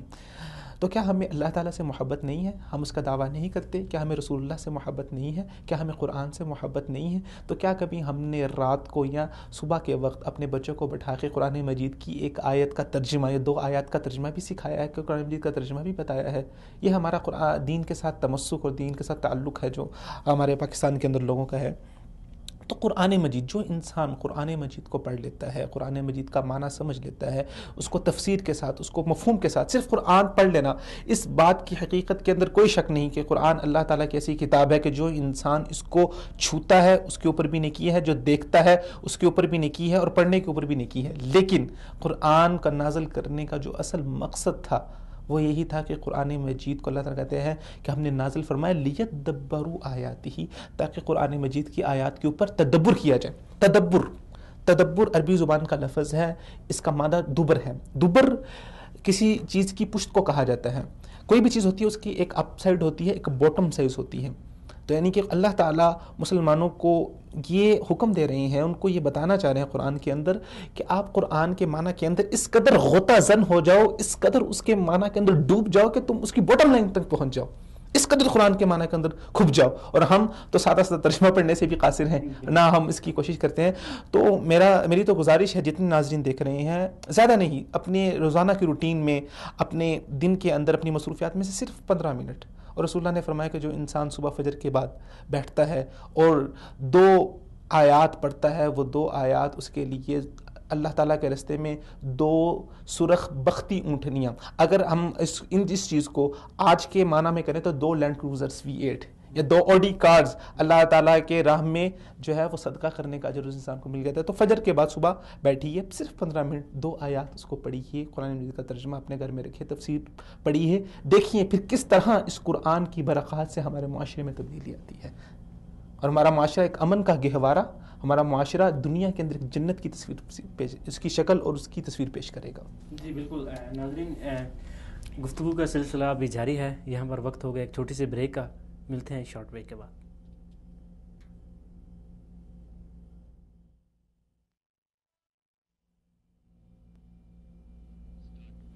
السلام علیکم ناظرین، آپ کو ایک بار پھر سے خوش آمدید کہتے ہیں۔ جیسا کہ بریک سے جانے سے پہلے بات ہو رہی تھی کہ نوجوان جو ہیں وہ ہمارے اسپیشلی پاکستان کے نوجوانوں کے بارے میں بات ہو رہی تھی کہ ان کو چاہیے کہ قرآن پاک کی جو ہے ان کو تلاوت کرنی چاہیے، قرآن پاک کی جو ایک تلاوت کے ساتھ ساتھ ترجمے کے ساتھ اس کو پڑھنا چاہیے۔ تو ناظرین ابھی ہمارے ساتھ کالر ہیں، ان سے ہم بات کرتے ہیں۔ عنایت اللہ صاحب، السلام علیکم۔ وعلیکم السلام۔ جی مولانا صاحب، آپ کو تھوڑی دیر خوش آمدید کہتے ہیں۔ ایک منٹ۔ جی آپ کو میری آواز آ رہی ہے؟ آ رہی ہے مگر میں کلاس میں ہوں۔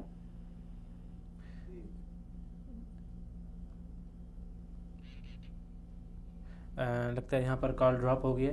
تو ناظرین بات ہو رہی تھی کہ ہمارے جو نوجوان ہیں ان کا قرآن پاک کی طرف ان کی توجہ دلانا، اور اس کے ساتھ اس چیز کے اوپر زور دینا کہ آپ قرآن پاک میں جو چیز پڑھ رہے ہیں اس کا جو ترجمہ ہے اس کے اوپر، ہمارے کالر تھے انہوں نے بڑی اچھی بات کی تھی۔ ہمارے جو نوجوان ہیں وہ اس چیز کی طرف ابھی آ تو رہے ہیں، لیکن آہستہ آہستہ اس کی جو ہے اس چیز کے اوپر کام کرنے کی بہت زیادہ ضرورت ہے۔ اور ظاہری بات ہے کہ یہ چیز کا جب تک آپ کو اس کے ٹرانسلیشن کا، اس کے مطلب کا پتہ نہیں ہوگا، تب تک آپ اس چیز کے اوپر اس کو مکمل فالو نہیں کر سکتے۔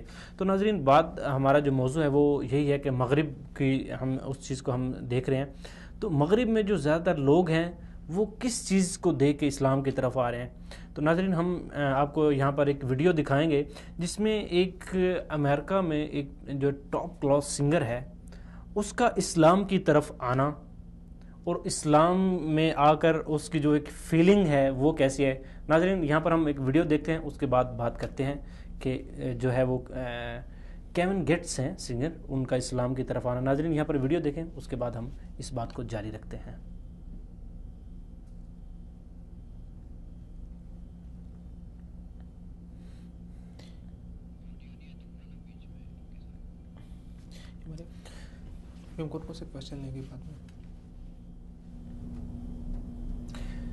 جی جیسا کہ ابھی ایک سنگر ہے کیون گیٹس ان کا نام ہے، ابھی یہ اسلام سے ابھی جو مناظر آپ دیکھ رہے ہیں یہ اسلام سے پہلے کے مناظر ہیں کہ یہ ایک سنگر ہے ٹاپ کے کلاس کا سنگر ہے اور کوئی امریکہ ان میں کی اس طرح کی جو ہے زندگی کو دیکھے تو کوئی انسان کبھی یہ جی نہیں کر بالکل سکتا. جی بالکل آپ نے ان کی پہلے کی زندگی دیکھی, ابھی اسلام قبول کرنے کے بعد کی جو زندگی ہے اس چیز کو دیکھیں کہ انہوں نے اب اپنے آپ میں کیا تبدیلی لائی ہے.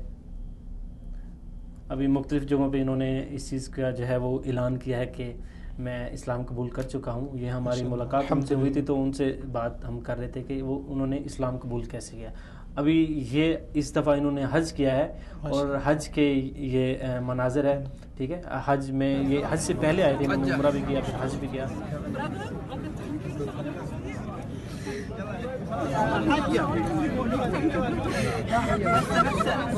اور اللہ سے جی بالکل اس کی حالت کو بیان کرنے کے لیے میرے پاس ابھی الفاظ نہیں ہیں. تو ابھی دیکھا کہ یہ کیون گیٹس امریکہ کا ٹاپ کا سنگر, لوگ نوجوان جو ہے ان کے نام جب کہیں بھی یہ میوزک کے لیے جاتے تو نوجوان دور دور سے آتے کہ یار اس بندے کو ہم نے سننا ہے. لیکن اسلام اس نے کیسے قبول کیا, اس کی کہانی بڑی دلچسپ ہے. اس کے جو والد ہیں وہ پہلے اسلام لا چکے تھے. ایک دن وہ تلاوت کر رہے تھے, ان کا گزر ہوا, ان کے کان میں ہلکی سی قرآن پاک کی تلاوت جو ہے وہ اس کی آواز آئی. انہوں نے دیکھا اس کے دل کو اچھی لگی, گئے نزدیک سے لیکن پھر وہاں سے چلے گئے. ایک دفعہ پھر ایسے ہوا, پھر ان کے دل میں تھوڑی سی اور محبت بڑھی اور انہوں نے کہا کہ یہ جو آواز ہے اس سے میرے دل کو سکون ملا تھوڑا سا. پھر نکل گئے. تیسری بار جب انہوں نے سنی تو یہ اپنے والد کے پاس گئے اور کہا کہ آپ یہ کیا پڑھ رہے ہیں. تو پھر انہوں نے کہا کہ ہم جو ہے وہ اسلام لا چکے ہیں, یہ اللہ پاک کا پاک کلام ہے. تو انہوں نے کہا مجھے سنایا جائے. جب انہوں نے قرآن پاک ان کے والد نے قرآن پاک کی چند صورتیں ان کو سنائیں تو ان کے دل میں اتنا اثر ہوا کہ انہوں نے کہا کہ میں اس چیز کو مطالعہ کروں گا. پھر انہوں نے اسلام کو پڑھنا شروع کیا. اسلام کو پڑھتے پڑھتے پھر انہوں نے قرآن پاک کا جو ترجمہ ہے وہ بھی پڑھا. جب قرآن پاک کا ترجمہ پڑھا اور اسلام کو مکمل سمجھا تو انہوں نے کہا کہ دیکھیں میں کیا تھا پہلے, اور اسلام کو جب پڑھا تو انہوں نے پھر اسلام کی پہلی بات تو یہ کہ اسلام کے خلاف جو لوگوں کے غلط شکوات ہیں ان کو انہوں نے دور کیا اور انہوں نے فوراً ساری چیزیں چھوڑ دیں. سنگر جو ٹاپ کلاس اور ہائی ریٹنگ والا جو سنگر ہے اس نے اپنی ساری زندگی ایک طرف کر دی کہ آج انہوں نے فیصلہ کیا کہ آج کے بعد میں یہ جو دوسری چیزیں ان ساری چیزوں کو چھوڑ رہا ہوں. اچھا جب ان سے ہم ملے تو انہوں نے اتنا پھوٹ پھوٹ کر روئے اور کہہ رہے ہیں کہ یا اللہ مجھے معاف کر دیں, اور باتوں میں اتنا پھوٹ کر اور کہہ رہے ہیں کہ میں اسلام سے پہلے میری زندگی میں کوئی ترتیب نہیں تھی, مجھے پیسے کی فراوانی تھی, ہر چیز کی فراوانی تھی, لیکن میرے دل میں سکون نہیں تھا. قرآن پاک کو جب پڑھا, اسلام کو جب پڑھا اور جب میں نے فیصلہ کیا کہ اب میں اسلام کی طرف آؤں گا تو میرے دل میں سکون آ گیا. اس رات میں بڑے سکون سے سویا. ٹھیک ہے. اچھا پھر ان سے پوچھا کہ آپ جو ہے اپنی پوری زندگی جو ہے آپ نے اس چیز میں گزاری ہے, آپ پہلے کی زندگی اور اب کی زندگی میں جو ہے وہ کیا فرق محسوس کرتے ہیں. تو پھر ان کی آنکھوں سے آنسو نکل آئے اور بڑا خوبصورت جملہ کہتے ہیں کہ پہلے میں گمراہ تھا, بے ترتیب تھا, اسلام نے مجھے ترتیب میں ڈال دیا, میرے دل کو سکون دے دیا, میری زندگی سنور گئی. اور ان کی جو وائف ہیں ماشاءاللہ سے وہ تو اتنا پھوٹ کر روتی ہیں, وہ 24 گھنٹے اللہ سے دعا مانگتے رہتی ہیں کہ یا اللہ مجھے معاف کر دو. اب یہ ایک چھوٹی سی مثال ہے, ٹھیک ہے. یہ ابھی یہ جو ایک کیون گیٹس ہے یہ ہمارے معاشرے میں اور اسپیشلی یورپ کے معاشرے میں ایک چھوٹی سی مثال ہے. اس طرح کی ہزاروں مثالیں آپ کے سامنے ہیں اور اس کے اوپر وصال اردو جو ہے وہ ہر روز ایک پروگرام لگتا ہے, قرآن میری ہدایت کا ذریعہ. اس میں مختلف جو لوگ ہیں وہ دکھائے جاتے ہیں کہ انہوں نے اسلام کیسے قبول کیا, ان کی زندگی اسلام سے پہلے کیسی تھی, اب وہ اپنی آنے والی زندگی جو ہے وہ کیسی گزاریں گے. تو یہ وصال اردو کے اوپر آپ ناظرین اس کو ہر روز دیکھ سکتے ہیں. ہر روز ایک نیا پروگرام جو ہے وہ آپ کی خدمت میں پیش کیا جاتا ہے اور ان کے حالات و واقعات آپ کے سامنے پیش کیے جاتے ہیں کہ آخر وہ کون سی چیزیں ہیں جو اسلام کی طرف لے کے آ رہی ہیں. تو آپ کیا کہیں گے؟ ماشاءاللہ بہت ہی ایمان افروز ویڈیو میں نے دیکھی ہے، اور واللہ جب میں دیکھ رہا تھا تو میرے جو اندر سے فیلنگز ہیں میں آپ کے سامنے بیان نہیں کر سکتا. اسلام اور قرآن مجید کے ساتھ جو ایک انسان کا تعلق ہے، جس انسان کا تعلق ایک دفعہ قرآن سے جڑ جاتا ہے، اللہ تعالیٰ نے قرآن کے اندر ایسی ایک لذت رکھ دی ہے، ایسا ایک ذائقہ رکھ دیا ہے اللہ تعالیٰ نے قرآن کے اندر، جو انسان ایک دفعہ اس کو سمجھ کے پڑھ لیتا ہے، پھر اس کے سامنے دنیا کی تمام لذتیں، تمام رنگ بے رنگ ہے، تمام لذتیں بے ذائقہ ہے، پھر اس کو وہ سکون قرآن مجید کے علاوہ اور کسی جگہ پہ نہیں ملتا. اور یہی وہ چیز ہے جو آج مغرب کو پریشان کیے ہوئے ہے، اور قرآن مجید کو پڑھ کے لاکھوں نہیں سینکڑوں نوجوان آج اسلام کی طرف راغب ہو رہے ہیں. اور یہ قرآن انشاءاللہ الرحمن جو ہے وہ پورے یورپ کے اندر ایک تبدیلی اور ایک انقلاب لے کر آئے گا. قرآن ایک کتاب انقلاب ہے. جو انسان قرآن کو پڑھ لیتا ہے، اب وہ ویڈیو جب میں دیکھ رہا تھا تو کئی صحابہ کی زندگیاں، ان کے واقعات کہ قرآن مجید نے ان کی زندگیوں کو کس طرح بدل دیا. نعوذ باللہ من ذالک، نفس کفر نہ باشد. مشرکین مکہ آپ صلی اللہ علیہ وسلم کو ساحر اور جادوگر کہا کرتے تھے. اس کے پیچھے ریزن کیا ہے؟ ان کو یہ بات سمجھ نہیں آتی تھی کہ ایک انسان کس طرح اپنی زندگی کی ساری جمع پونجی، اپنی زندگی کا سب کچھ، اپنا مال و دولت، سب کچھ صرف ایک لمحے میں لحظہ بھر سوچے بغیر سب کچھ لوٹانے کے لیے تیار ہو جاتا ہے. یہ وہ قرآن کی تبدیلی تھی، قرآن کا چینج تھا جس نے صحابہ کرام کی زندگیوں کو اکثر بدل کے رکھ دیا. تو اس ویڈیو کے دوران مجھے قاضی ایاز رحمہ اللہ کا واقعہ مجھے یاد آ گیا. قاضی ایاز جو وقت کے بہت بڑے قاضی اور فقی عالم دین تھے، ان کی زندگی کی داستان بھی بہت عجیب ہے. قاضی ہونے سے پہلے یہ بہت بڑے ڈاکو اور بہت مشہور ڈاکو ہوا کرتے تھے، اور اپنے اس کے جو فن ہے، چوری اور رابری کا جو فن تھا، اس میں بہت ماہر تھے. قاضی ایاز یہ واحد ایسے ڈاکو تھے کہ جو بہت تیزی اور جلدی کے ساتھ کسی بھی رسی کو پکڑ کے دیوار کے اوپر چڑھ جایا کرتے تھے. تو ایک رات اسی طرح اپنی نیت سے، وہ ڈاکے کی نیت سے کسی گھر کے اوپر چڑھ رہے تھے. اب رسی گھر کی چھت کے اوپر پھینکی، اپنی رسی کو پکڑ کے چھت کے اوپر چڑھ رہے ہیں. اچانک سے جب کھڑکی کے پاس سے گزر ہوا، اللہ اکبر، تو ایک بزرگ وہاں پہ بیٹھ کے قرآن کی تلاوت کر رہے تھے. الم یأنی للذین آمنوا ان تخشع قلوبهم لذکر اللہ. کیا ابھی یہ وقت نہیں آ گیا کہ مومنین کے ڈر اللہ تعالیٰ کے نام سے، اللہ تعالیٰ کے ذکر سے ڈر جائیں؟ ان تخشع قلوبهم لذکر اللہ.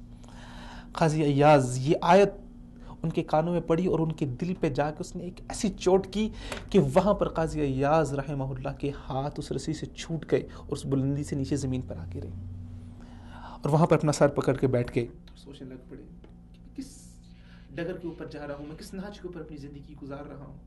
اور کہنے لگے ہاں اے اللہ، وہ وقت آ گیا کہ جب ایاز کا دل تیرے ذکر کی وجہ سے، تیرے قرآن کی وجہ سے ڈر گیا. پھر انہوں نے اپنی زندگی کو بدلا، قرآن اور شریعت کے علوم کو سیکھا اور وقت کے بہت بڑے قاضی بنے. جی بالکل. ابھی یہ وہ قرآن ہے جو زندگیوں کو بدلتا ہے. سیف اللہ صاحب ہمارے ساتھ دوبارہ لائن پہ موجود ہیں، ان سے بات کرتے ہیں. السلام علیکم. جی وعلیکم السلام.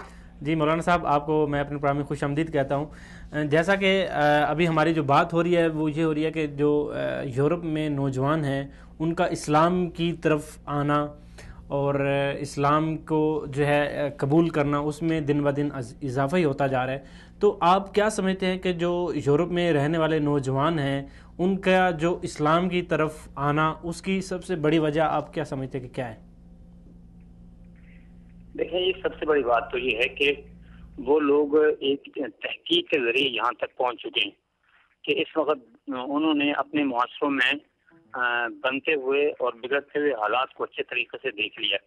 اس کے بعد وہ اس نتیجے پر پہنچے ہیں کہ انہیں چاہیے کہ وہ کسی بہتر حل کی طرف نکل آئیں، اور اس فیصلے اور اس مجبوری نے انہیں اسلام کی طرف رغبت دلائی ہے.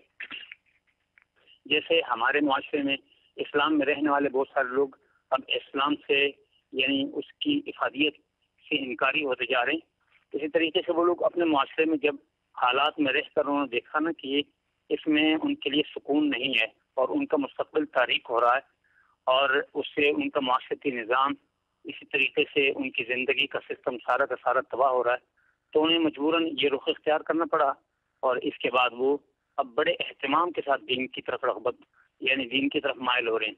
ہمیں یہاں تک معلوم ہوا کہ وہ لوگ بڑے اہتمام کے ساتھ پگڑی پہنتے ہیں، داڑھی رکھتے ہیں اور بڑے اہتمام کے ساتھ نمازیں ادا کرتے ہیں. دیگر بھی یعنی وہ ہمارے بعض بڑے حضرات کہتے ہیں کہ ہم حیران ہو جاتے ہیں.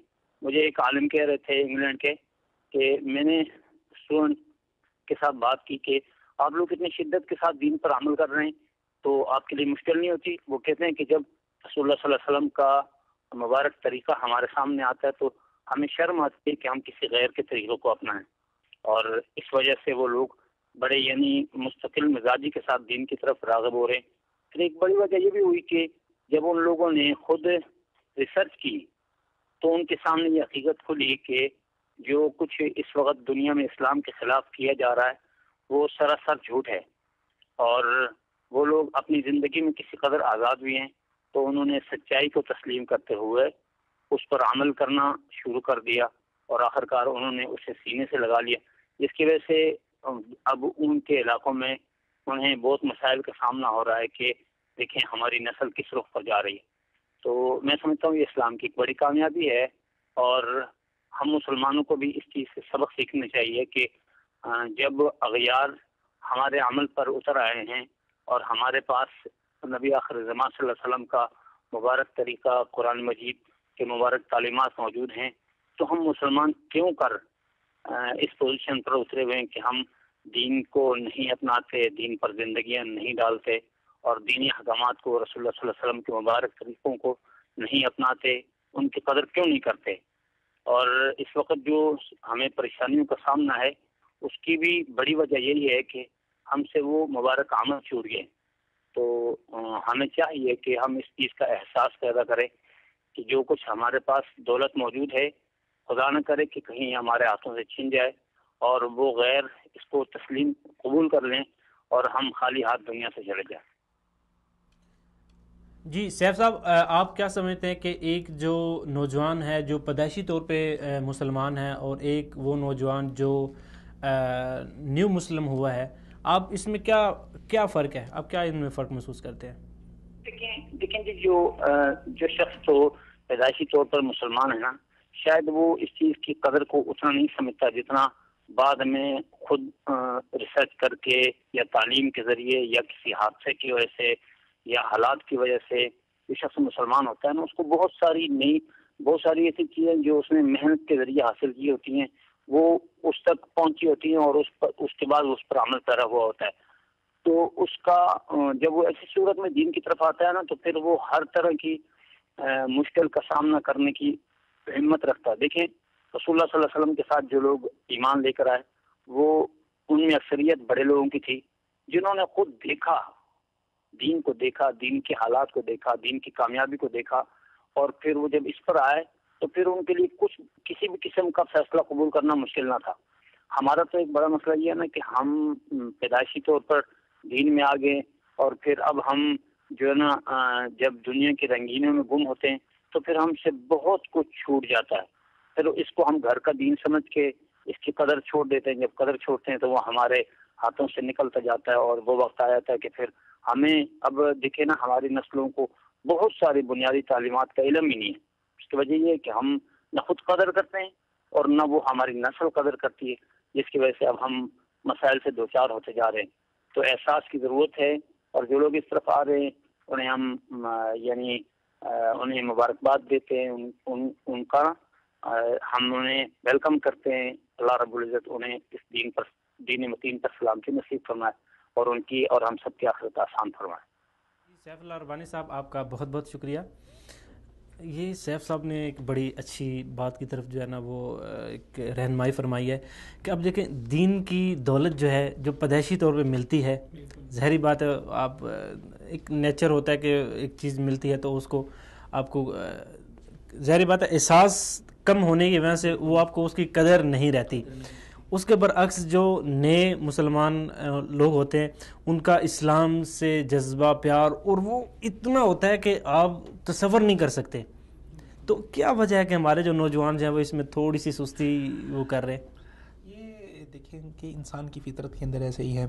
یہ صرف دین کے ساتھ نہیں ہے، اگر آپ دیگر دنیاوی معاملات کے اندر دیکھیں کہ وہ لوگ، وہ نوجوان جن کے ماں باپ پہلے سے امیر ہیں، انڈسٹریلسٹ ہیں، بڑے بڑے جگیردار ہیں، تو ان کے بچوں کے اندر آپ دیکھیں کہ وہ مال اور پیسے کی اتنی قدر نہیں ہوتی. جائے کہ وہ انسان جو اپنی محنت کے ساتھ دن رات کی محنت کرنے کے بعد لگن سے کام کرنے کے بعد ایک مقام پر پہنچتا ہے, جو پیسے کی قدر مال کی قدر وہ کرتا ہے, وہ بندہ نہیں کر سکتا کہ جس کو ماں باپ سے وراثت کے اندر چیز ملی ہوئی ہے. تو یہ ایک فطری چیز ہے, جب ایک انسان کو کوئی بھی چیز بنی بنائی مل جاتی ہے تو انسان اس کی قدر نہیں کرتا. جیسے کہ ہمارے ہاں عام مقولہ ہے کہ گھر کی مرغی دال برابر. تو جو چیز آپ کو مل جاتی ہے, آسانی سے مل جاتی ہے, جس کے لیے آپ کو ایفرٹ نہیں کرنی پڑتی, تو آپ کا اس کے ساتھ اتنی اٹیچمنٹ نہیں ہوتی.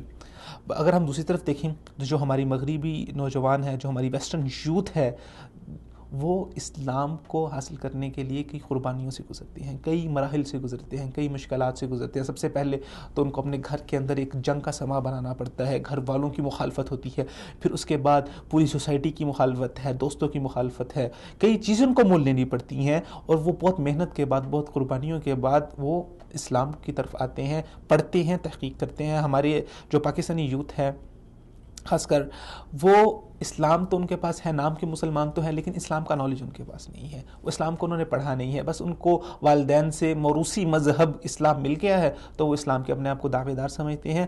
حقیقت مسلمان وہی ہے جو اسلام کو سمجھتا ہے, اسلام کو پڑھتا ہے, اپنی زندگی میں اپناتا ہے, وہی اپنے آپ کو حقیقی مسلمان کہنے کا کے لائق ہے, اور اسی کا حق ہے کہ وہ اپنے آپ کو مسلمان کہے. اگر کوئی انسان ان تمام چیزوں پر عمل نہیں کرتا, وہ صرف ایک محض ایک دعوے دار تو ضرور ہے, لیکن جو ایک مسلمان کی ایک ڈیفینیشن ہے, اور جو مسلمان جو اللہ تعالیٰ کا منظور نظر ہے, جو اللہ تعالیٰ کا مقصود ہے, جو مسلمان اور جس کے بارے میں اللہ تعالیٰ نے بشارتیں دی ہیں, وہ اس دعووں کے اندر صرف دعووں کی حد تک ہے, وہ اس حقیقت کو نہیں پہنچ سکتا. جی بالکل, جیسے کہ ابھی بات ہو رہی ہے اسلام کی دولت کی, تو اگر پوری دنیا کو دیکھا جائے تو دنیا میں کوئی ایسا ملک نہیں ہوگا جہاں مسلمان نہ ہوں. بالکل, پوری دنیا میں آپ دیکھیں وہاں پر آپ کو مسلمان ملتے. تو آپ کا کیا خیال ہے, آپ کی کیا رائے ہے کہ جو ایک اوور آل پوری دنیا میں جو ایک مسلمانوں کی جو ایک پرسنٹیج ہے, وہ اس کے بارے میں آپ کیا کہیں, کیا کس ریشو سے بڑھ رہی ہے؟ بالکل, اس کے بارے یہ بہت ہی اہم بات ہے, اور یہ کوئی خیال نہیں ہے, یہ باقاعدہ فیکٹس اینڈ فیگرز ہے, باقاعدہ اس کے اوپر اعداد و شمار ہیں, اور دنیا نے اس کو دیکھا ہے. اگر ہم یورپ کی طرف دیکھیں تو یورپ کے اندر مسلمانوں کی جو بڑھتی ہوئی تعداد ہے, ان میں جو فرسٹ نمبر پہ سب سے زیادہ جو تعداد ہے وہ اس وقت فرانس کے اندر موجود ہے, جہاں پر 4.7 ملین مسلمز موجود ہے, جو وہاں کی آبادی کا 5.8% بنتا ہے. اس کے بعد سیکنڈ نمبر پر فرانس ہے, جہاں پر بھی 4.7% مسلمز موجود ہیں, اور یہ وہاں کی آبادی کا 7.5% جو ہے وہ بنتا ہے. اس کے بعد یونائٹڈ کنگڈم ہے, وہاں پر 2.9 ملین مسلمز موجود ہیں. اٹلی کے اندر 2.2 ملین مسلم موجود ہیں. بلغاریہ کے اندر 1 ملین مسلم موجود ہیں. نیدرلینڈ کے اندر جس طرح 1 ملین مسلم موجود ہیں. اسپین کے اندر 9 لاکھ مسلمان موجود ہیں. گریس کے اندر 6 لاکھ مسلمان موجود ہیں. آسٹریلیا کے اندر تقریباً 4,50,000 مسلمان موجود ہیں. سویڈن کے اندر 4,30,000 مسلمان موجود ہیں. اسی طرح ایک پوری ایک لمبی لسٹ ہے. اگر ہم آگے چلتے ہیں, آئرلینڈ کے اندر تقریباً 5 لاکھ ہیں. فن لینڈ کے اندر 4 لاکھ ہیں. پرتگال کے اندر 30 لاکھ ہیں. اس طرح اگر ہم یہ تو ہے, اگر ہم ویسٹرن یورپ کی طرف جائیں, یورپ کا جو ایسٹ یورپ ہے اس کی طرف جائیں, تو وہاں پر مسلمانوں کی ایک بہت کثیر تعداد موجود ہے. ہنگری کے اندر اس وقت 72%, پوری ہنگری کے 72% وہاں پر مسلمان موجود ہیں. اٹلی کے اندر 69% ہیں. پولینڈ کے اندر 66 ہیں. اسپین کے اندر 50% ہیں, اور فرانس کے اندر 29% مسلمان جو ہیں وہ موجود ہیں. تو یہ ایک اعداد و شمار ہے. آپ اس کو انٹرنیٹ کے اوپر سرچ کرنا چاہیں تو وہاں پر بھی سرچ کر سکتے ہیں. یہ ایک حقیقت ہے جو دنیا سے چھپ نہیں سکتی, اور اسلام نے اپنا جو رسول اللہ صلی اللہ علیہ وسلم نے جو ہمیں پیشن گوئی کی تھی, جو بشارت دی تھی کہ اسلام دنیا کے اوپر پھیلے گا, اور جو معمر القذافی کی جو لاسٹ رپورٹ تھی, اس نے کہا کہ ہمیں یورپ کے اوپر جو ہے نا, ہمیں کوئی دہشت گرد جسے ہم کہتے ہیں کہ ہمیں کوئی بمبار تیار کرنے کی ضرورت نہیں ہے. اسلام پھیلے گا, اور آپ دیکھیں گے اگلے 40 سے 50 سال جو ہیں یہ یورپ کے لیے بہت زیادہ اہمیت کے حامل ہیں. یہ بہت امپورٹنٹ ہے.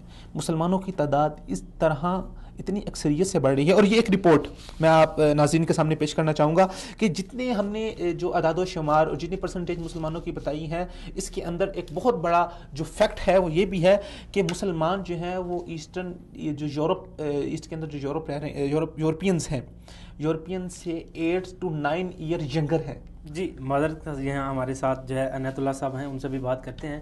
السلام علیکم. وعلیکم السلام ورحمۃ اللہ. جی عنایت اللہ صاحب، آپ کا بہت بہت شکریہ کہ آپ نے پروگرام میں شرکت کی. جیسا کہ بات ہو رہی ہے کہ مغرب میں جو ہے نوجوان وہ اسلام کی طرف جو ہے ان کا جو ایک رجحان ہے وہ بڑھتے ہی جا رہا ہے، تو آپ کیا سمجھتے ہیں کہ جو یورپ میں مسلمانوں کا اسلام قبول کرنے کا جو رجحان بڑھ رہا ہے، تو وہ کون سی چیز ہے جو ان کو مجبور کر رہی ہے اسلام کی طرف آنے سے؟ آپ اس بارے میں کیا کہیں گے؟ اچھا، بسم اللہ الرحمن الرحیم. میں امریکہ کے شہر اٹلانٹا میں ہوتا ہوں.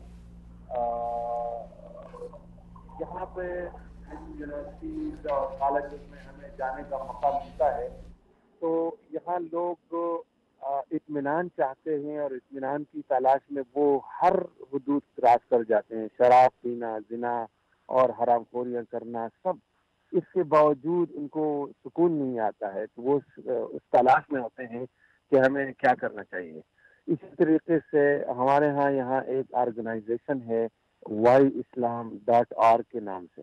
WhyIslam ویب سائٹ بھی ہے، اور یہ 24/7 اگر کوئی اسلام کے متعلق کال کرتے ہیں، اس کا فری نمبر ہے 877 اس طرح کا ہے WhyIslam. تو اس پہ جو ہے نا لوگ سوال کرتے ہیں، پھر ہم سے پوچھتے ہیں کہ اسلام میں یہ کس طرح کی چیزیں ہیں، یا میڈیا اسلام کے متعلق بہت بری بری باتیں بتاتے ہیں. تو وہ جتنے اسلام سے دور ہٹنے کی کوشش کرتے ہیں، یا 9/11 کا جو واقعہ یہاں امریکہ میں ہوا تھا، اس کے بعد اسلام کے خلاف نیگیٹو پروپیگنڈا اتنا زیادہ کیا گیا، تو اس کے لوگوں میں تجسس پیدا ہو گیا کہ یار یہ اسلام کیا چیز ہے، کس جن کا نام ہے. تو انہوں نے دیکھنا شروع کیا، مساجد میں جانا شروع کیا. تو بھائی یہ تو پیسفل ریلیجن ہے، یہاں تو کوئی دہشت گردی نہیں ہے، یہاں وہ نہیں ہے. ہاں، اس حوالے سے جو مسلمان اور ینگ لوگ جو مسلمان اسلام قبول کرتے ہیں، ان کے جو مسائل ہوتے ہیں، ہمارے یہاں کئی ایسے کیسز آئے ہوئے ہیں جو ہندو گھرانوں سے کچھ مسلمان ہوئے ہیں، تو ان کا بائیکاٹ کیا گیا، ان کو مارا پیٹا جاتا ہے، ان کے ساتھ بہت زیادتی فیملی. اس کے علاوہ جو کرسچن ہیں ان پہ وہ تشدد نہیں ہوتا ہے، وہ آزاد رہتے ہیں، اور ان کی نمبر بھی زیادہ ہے. غالباً اس کی وجہ وہی ہے جو اللہ سبحانہ وتعالیٰ نے قرآن میں بھی فرمایا ہے کہ لَتَجِدَنَّ أَشَدَّ النَّاسِ عَدَاوَةً لِلَّذِينَ آمَنُوا الْيَهُودَ وَالَّذِينَ أَشْرَكُوا وَلَتَجِدَنَّ أَقْرَبَهُمْ مَوَدَّةً لِلَّذِينَ قَالُوا إِنَّا نَصَارَىٰ. تو جو ہم ان کو پاتے ہیں ہمارے قریب، تو ان کی بڑی وجہ یہی ہوتے ہیں کہ ایک تو جو کسی کرسچینٹی کا، جو مسیحیت کا ان کا ذہنوں میں کچھ ہوتا ہے، تو وہ ہے. میں غالباً ٹاپک سے تھوڑا دور جا رہا ہوں، مگر جو نوجوان یہاں پہ ہے، جی مولانا اس میں عنایت اللہ صاحب، افسوس والی بات ہمارے جو جی یہاں پر ایک جو بڑی یہاں پر ایک جو ضروری بات جو ہے وہ میں پوچھنا چاہ رہا ہوں کہ اسلام کی طرف جو ہے، اسلام کی دولت ملنے کے بعد اسلام کی طرف جب نوجوان آتے ہیں، تو امریکن جو معاشرہ ہے وہ اسلام قبول کرنے والے جو نوجوان ہیں یا دوسرے افراد ہیں، ان کے ساتھ ان کا رویہ کیسا ہوتا ہے؟ میں بتا رہا ہوں نا، جو اگر وہ ہندو بیک گراؤنڈ سے ہے وہ تو پھر بہت کم ہے، مگر کرسچن جو ہے وہ جو مسلمان ہو جاتا ہے، پڑھ کے مسلمان ہوتا ہے، اور وہ نارمل مسلمان ہوتا ہے، یعنی مذہبی تفرقے سے ہٹ کے اگر وہ قرآن کا مطالعہ کرتے ہیں، حدیث کا پڑھتے ہیں، تو اس کا بہت بڑا اثر ہے. وہ جہاں جاتا ہے وہ ایٹیکیٹس ان کے اتنے اچھے ہوتے ہیں، اخلاق ان کا اچھا ہوتا ہے، اور وہ خیر کے کاموں میں بڑھ چڑھ کے حصہ لیتے ہیں. اسپیشلی جب والنٹیئرس اور ریلیف کے کاموں میں جب جاتے ہیں، تو ہم لوگوں نے یا نوجوانوں کے ٹیم کو اتنا ریلیف کے ساتھ لے کے گئے تھے. تو ہمیں جو ہے نا نوجوان وہاں گئے، یہاں طوفان آیا تھا، اور وہاں غیر مسلموں کو انہوں نے ہیلپ کیا، اور شرٹ پہنے ہوئے تھے یہ نوجوان، لڑکیاں بھی اور لڑکے بھی، کہ مسلم فار ہیومینٹی، کہ ہم سب کے لیے ہیں. تو وہ ایک گھر سے ایک گوری خاتون نکل آئی اور انہوں نے عجیب و غریب قسم کے، حیران ہو رہی تھی کہ یہ کیا کر رہے ہیں آپ لوگ. انہوں نے کہا ہم آپ کا ہیلپ کرنا چاہتے ہیں، ہم آپ کی مدد کے لیے یہاں پہ آئے، ہم مسلمان ہیں، ہمارا اسلام ہمیں یہ کہتا ہے کہ آپ متاثر ہوئی ہیں تو آپ کی مدد کرنے کے لیے یہاں آئے ہیں. تو وہ بہت متاثر ہوئے تھے کہ میں تو ہمیشہ میڈیا سے اسلام کے خلاف باتیں سنتی آ رہی ہوں اور آپ لوگ اتنا ہیلپ کرتے ہیں. تو انہوں نے چندہ بھی دیا پھر اس کے بعد، اور ان کے گھر میں مسلمان جا کے ہیلپ کیا، اور کنسٹرکشن میں ہیلپ کیا، گھر میں توڑ پھوڑ ہوئی تھی سیلاب کی وجہ سے. تو یہ کئی قصے اس طرح کے موجود ہے اور یہ سب حقیقت ہے، کوئی جھوٹ اور فیبریکیٹڈ اسٹوری نہیں ہے. تو مسلمان جہاں پہ یہ لوگ رہ رہے ہیں اور جہاں پہ یہ پھر مسلمان جاتا ہے، جو اسلام کا کانسیپٹ ہے اور اسلام کا پرسیپشن ہے اس کو چینج کرتے ہیں یہاں کے مسلمان. مگر افسوس کی بات یہ ہے جو ہاں امیگرینٹ جو پاکستان، انڈیا، بنگلہ دیش، عرب کنٹری سے جو نوجوان آ جاتے ہیں تو وہ تو گویا کہ بند دائرے میں تھے، اور وہ یہاں پہ خرافات اور ان کا ہمیں ڈر رہتا ہے کہ بھائی وہ کہیں ہمارے غیر مسلموں کی طرف. ایسا بھی کافی مایوس کن باتیں بھی آتی ہیں کہ کئی مسلمان فیملیز ہے جو اسلام کو جو ہے نا بوجھ سمجھتے ہیں اور کہ یہ تو ایسا ہے اور ایسا ہے. جی تو اہم باتیں بھی ہیں اور مایوس کن باتیں بھی موجود ہے معاشرے میں. ایک چیز یہ ہے کہ اب نوجوان جب اسلام قبول کرنے کے بعد اسلام میں داخل ہوتے ہیں تو ان کے تاثرات جو ہیں، تاثرات وہ آپ کو کیسے لگے؟ آپ نے کسی سے ملاقات ہوئی ہو تو ان سے اگر پوچھا ہو کہ آپ کی جو پہلے کی زندگی اور اب کی زندگی میں آپ جو ہے وہ کیا فرق محسوس کر رہے ہیں، اور آپ کی کیفیت کیا ہے اسلام قبول کرنے کے بعد، تو آپ کسی کے ساتھ اس طرح کا ایکسپیرینس ہوا ہو؟ جی جی کئی بار ہوا ہے، اور جب ایسے لوگ آتے ہیں تو ہم خوشی بھی ہوتی ہے کہ ان سے سنیں، اور اپنے اوپر بھی افسوس بھی ایسے موقع پہ ہوتا ہے کہ یار یہ ہماری وجہ سے مسلمان نہیں ہوگا. یہ خود ہی تجسس اور کہیں سے کوئی ایسی بات سنی. مثال کے طور پر الاباما، یہاں ہمارے بغل میں ایک اسٹیٹ ہے چھوٹا سا امریکہ کا، وہاں ایک بندہ تھا، وہ چرچ جاتا تھا، نوجوان تھا، اور چرچ کا پریسٹ یہ کہتا تھا کہ if you want to be safe in this life and in the hereafter you need to follow me. کہ اگر آپ دنیا اور آخرت میں بچنا چاہتے ہیں اور اچھا زندگی گزارنا چاہتے ہیں دونوں جہانوں میں، تو آپ you listen to me، میری بات مانو اور میری اطاعت کرو. تو اس نے کہا کہ یار یہ جو اسٹیٹمنٹ اس نے دیا ہے it does not make sense، کہ اس کا کوئی یہ نہیں بنتا. تو کہتے میں ریڈیو لے کے بیٹھا تھا اور ہائیکنگ کے لیے جا رہا تھا جنگل پہ، تو میں وہاں گیا اور اسلام کے بارے میں باتیں ہو رہی تھی، تو اسلام کی پیس اور یہاں اطمینان ہے. تو پھر میں نے اسلام کو گوگل کیا، میں نے اسلام کو سرچ کیا اور میں پہنچتا پڑھتا گیا. پھر نبی صلی اللہ علیہ وسلم کے بارے میں جانا میں نے. پھر میں قریبی مسجد کی تلاش میں تھا تو میں ایک مسجد میں چلا گیا، اور اب مجھے جو اطمینان میرے سینے میں ہے وہ کسی کو پتہ نہیں ہے کہ میں کتنا پہلی جو میری زندگی تھی کس قدر اندھیرے اور ڈارکنس میں تھی، اور اب میرے اندر جو سکون آیا اور جو میرے قلب میں اطمینان ہے تو اللہ تعالیٰ نے میرے سینے میں وہ ڈالا ہے. تو یہ کئی اس طرح سٹوری ہے. اور جو لوگ وہاں سے مسلمان شعوری طور پر مسلمان ہو کے آتے ہیں تو ان کی تعداد ہے تو کم، مگر وہ بہت کام کے لوگ ہوتے ہیں. ان کی وجہ سے جو دعوت کا کام ہوتا ہے ہمارا وہ بہت تیزی سے بڑھتا ہے. اس کی وجہ یہی ہے کہ وہ اس معاشرے کی ان کی عادات اور ان کی خوبیاں اور ناکامیاں اور ساری چیزوں سے اچھی طرح واقف ہوتے ہیں. اور دوسری بات زبان یہاں کی اسی طریقے سے بولتے ہیں جو یہاں لوکل لوگ ہیں، اس لیے وہ ہمارے لیے بہت کام کے لوگ ہوتے ہیں اور بہت دعویٰ کا کام جو ہے نا اس سے بہت بڑھتا ہے. جی مولانا عنایت اللہ صاحب، آپ کا بہت بہت شکریہ کہ اپنا قیمتی وقت نکالا اور ہمارے پروگرام میں شرکت کی. جیسا کہ ابھی ہمارے پروگرام کا جو وقت ہے وہ بڑا قلیل رہ گیا، تو ہماری بات جو چل رہی تھی اصل میں دیکھیں یہاں پر ابھی مولانا صاحب نے جو بات کی، چونکہ یہ یو ایس اے میں رہتے ہیں اور انہوں نے بڑے ایک اچھی چیز کی طرف توجہ دی ہے، وہ یہ کہ اب یہاں پر جو لوگ ہیں، ظاہری بات ہے کہ وہاں پر زیادہ جو تعداد ہے وہ کرسچن لوگوں کی ہیں، اور جو وہاں کے جو نوجوان ہیں نا، ان میں جو سب سے اہم چیز انہوں نے بتائی ہے اور جس کی طرف ہمیں توجہ کرنی چاہیے وہ یہ ہے کہ ریسرچ، تحقیق. اب لوگوں نے، میڈیا نے، مختلف ذریعوں سے جو دوسرے مذہب کے لوگ ہیں انہوں نے یہ شک اور شبہات پڑھائے کہ اسلام جو ہے وہ اچھا دین نہیں ہے، یہ ٹیررزم ہے، اس میں مختلف برائیاں ہیں. انہوں نے ریسرچ کی، تحقیق کی، اور جس نے بھی تحقیق کی وہ اسلام میں داخل ہو گیا.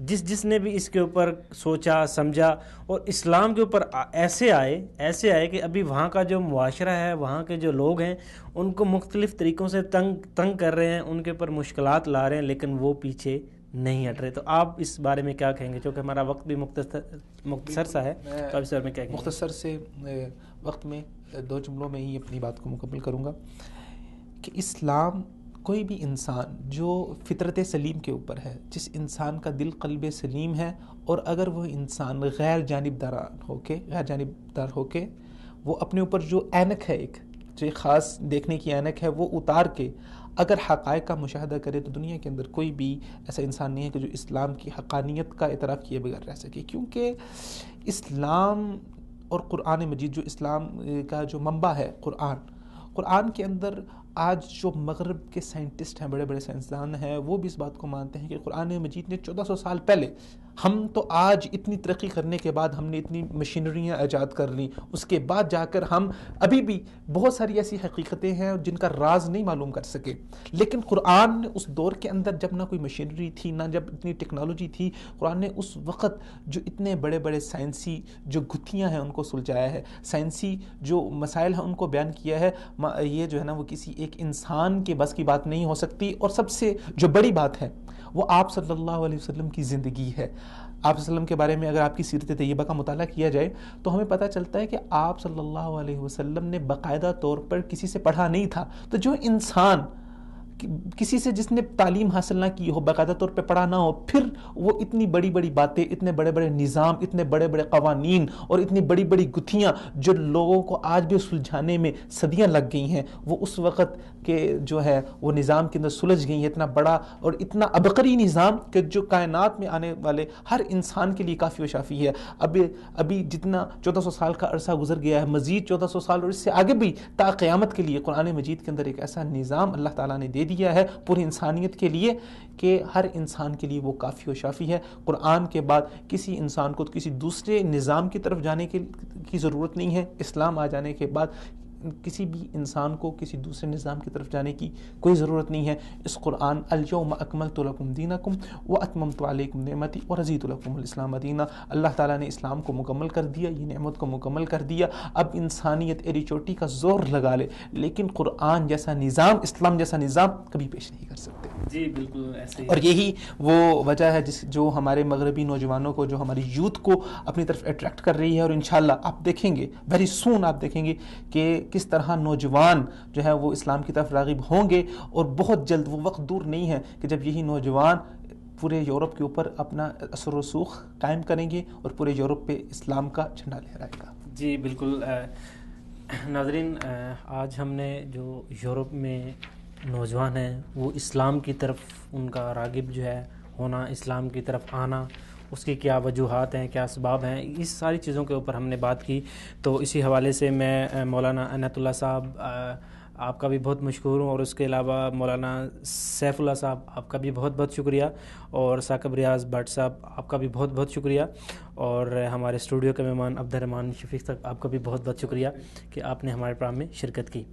ناظرین، یورپ میں رہنے والے اور پوری دنیا میں رہنے والے جو نوجوان ہیں، جو مسلمان ہیں، وہ جب بھی کسی چیز جو ہوتی ہے، کوئی چیز، کسی چیز کے خلاف ان کو شک و شبہات ہوتے ہیں تو وہ تحقیق کرتے ہیں، اور اس تحقیق کو لے کر وہ اپنا فائنل جو ہے فیصلہ کرتے ہیں. اسلام کے خلاف لوگوں نے، دوسرے مذاہب کے لوگوں نے، سب نے مل کر شک و شبہات اور اس کے خلاف جو ہے ایک ناکام کوششیں کی ہیں، اور وہ کرتے رہیں گے. اس حوالے سے اور اس کا اسلام کے اوپر یہ فائدہ ہوا، لوگوں نے ریسرچ کی، لوگوں نے اس بارے میں تحقیق کی، اسلام کے بارے میں پڑھا، قرآن پاک کو پڑھا، اور نتیجن وہ اسلام میں داخل ہو گئے۔ ہم لوگ جو ہیں، ہمیں اسلام کی جو ایک دولت ہے وہ ملی ہوئی ہے، اور ہم اسلام کی ایک دولت سے مالا مال ہے، لیکن ہم قرآن پاک کو ترجمے کے ساتھ کیوں نہیں پڑھتے؟ قرآن پاک نے جو ہمیں تعلیم دی ہے ہم اس کو کیوں نہیں سمجھتے؟ ہم قرآن پاک کا جو ایک ترجمہ ہے اس کو مکمل کیوں نہیں پڑھتے؟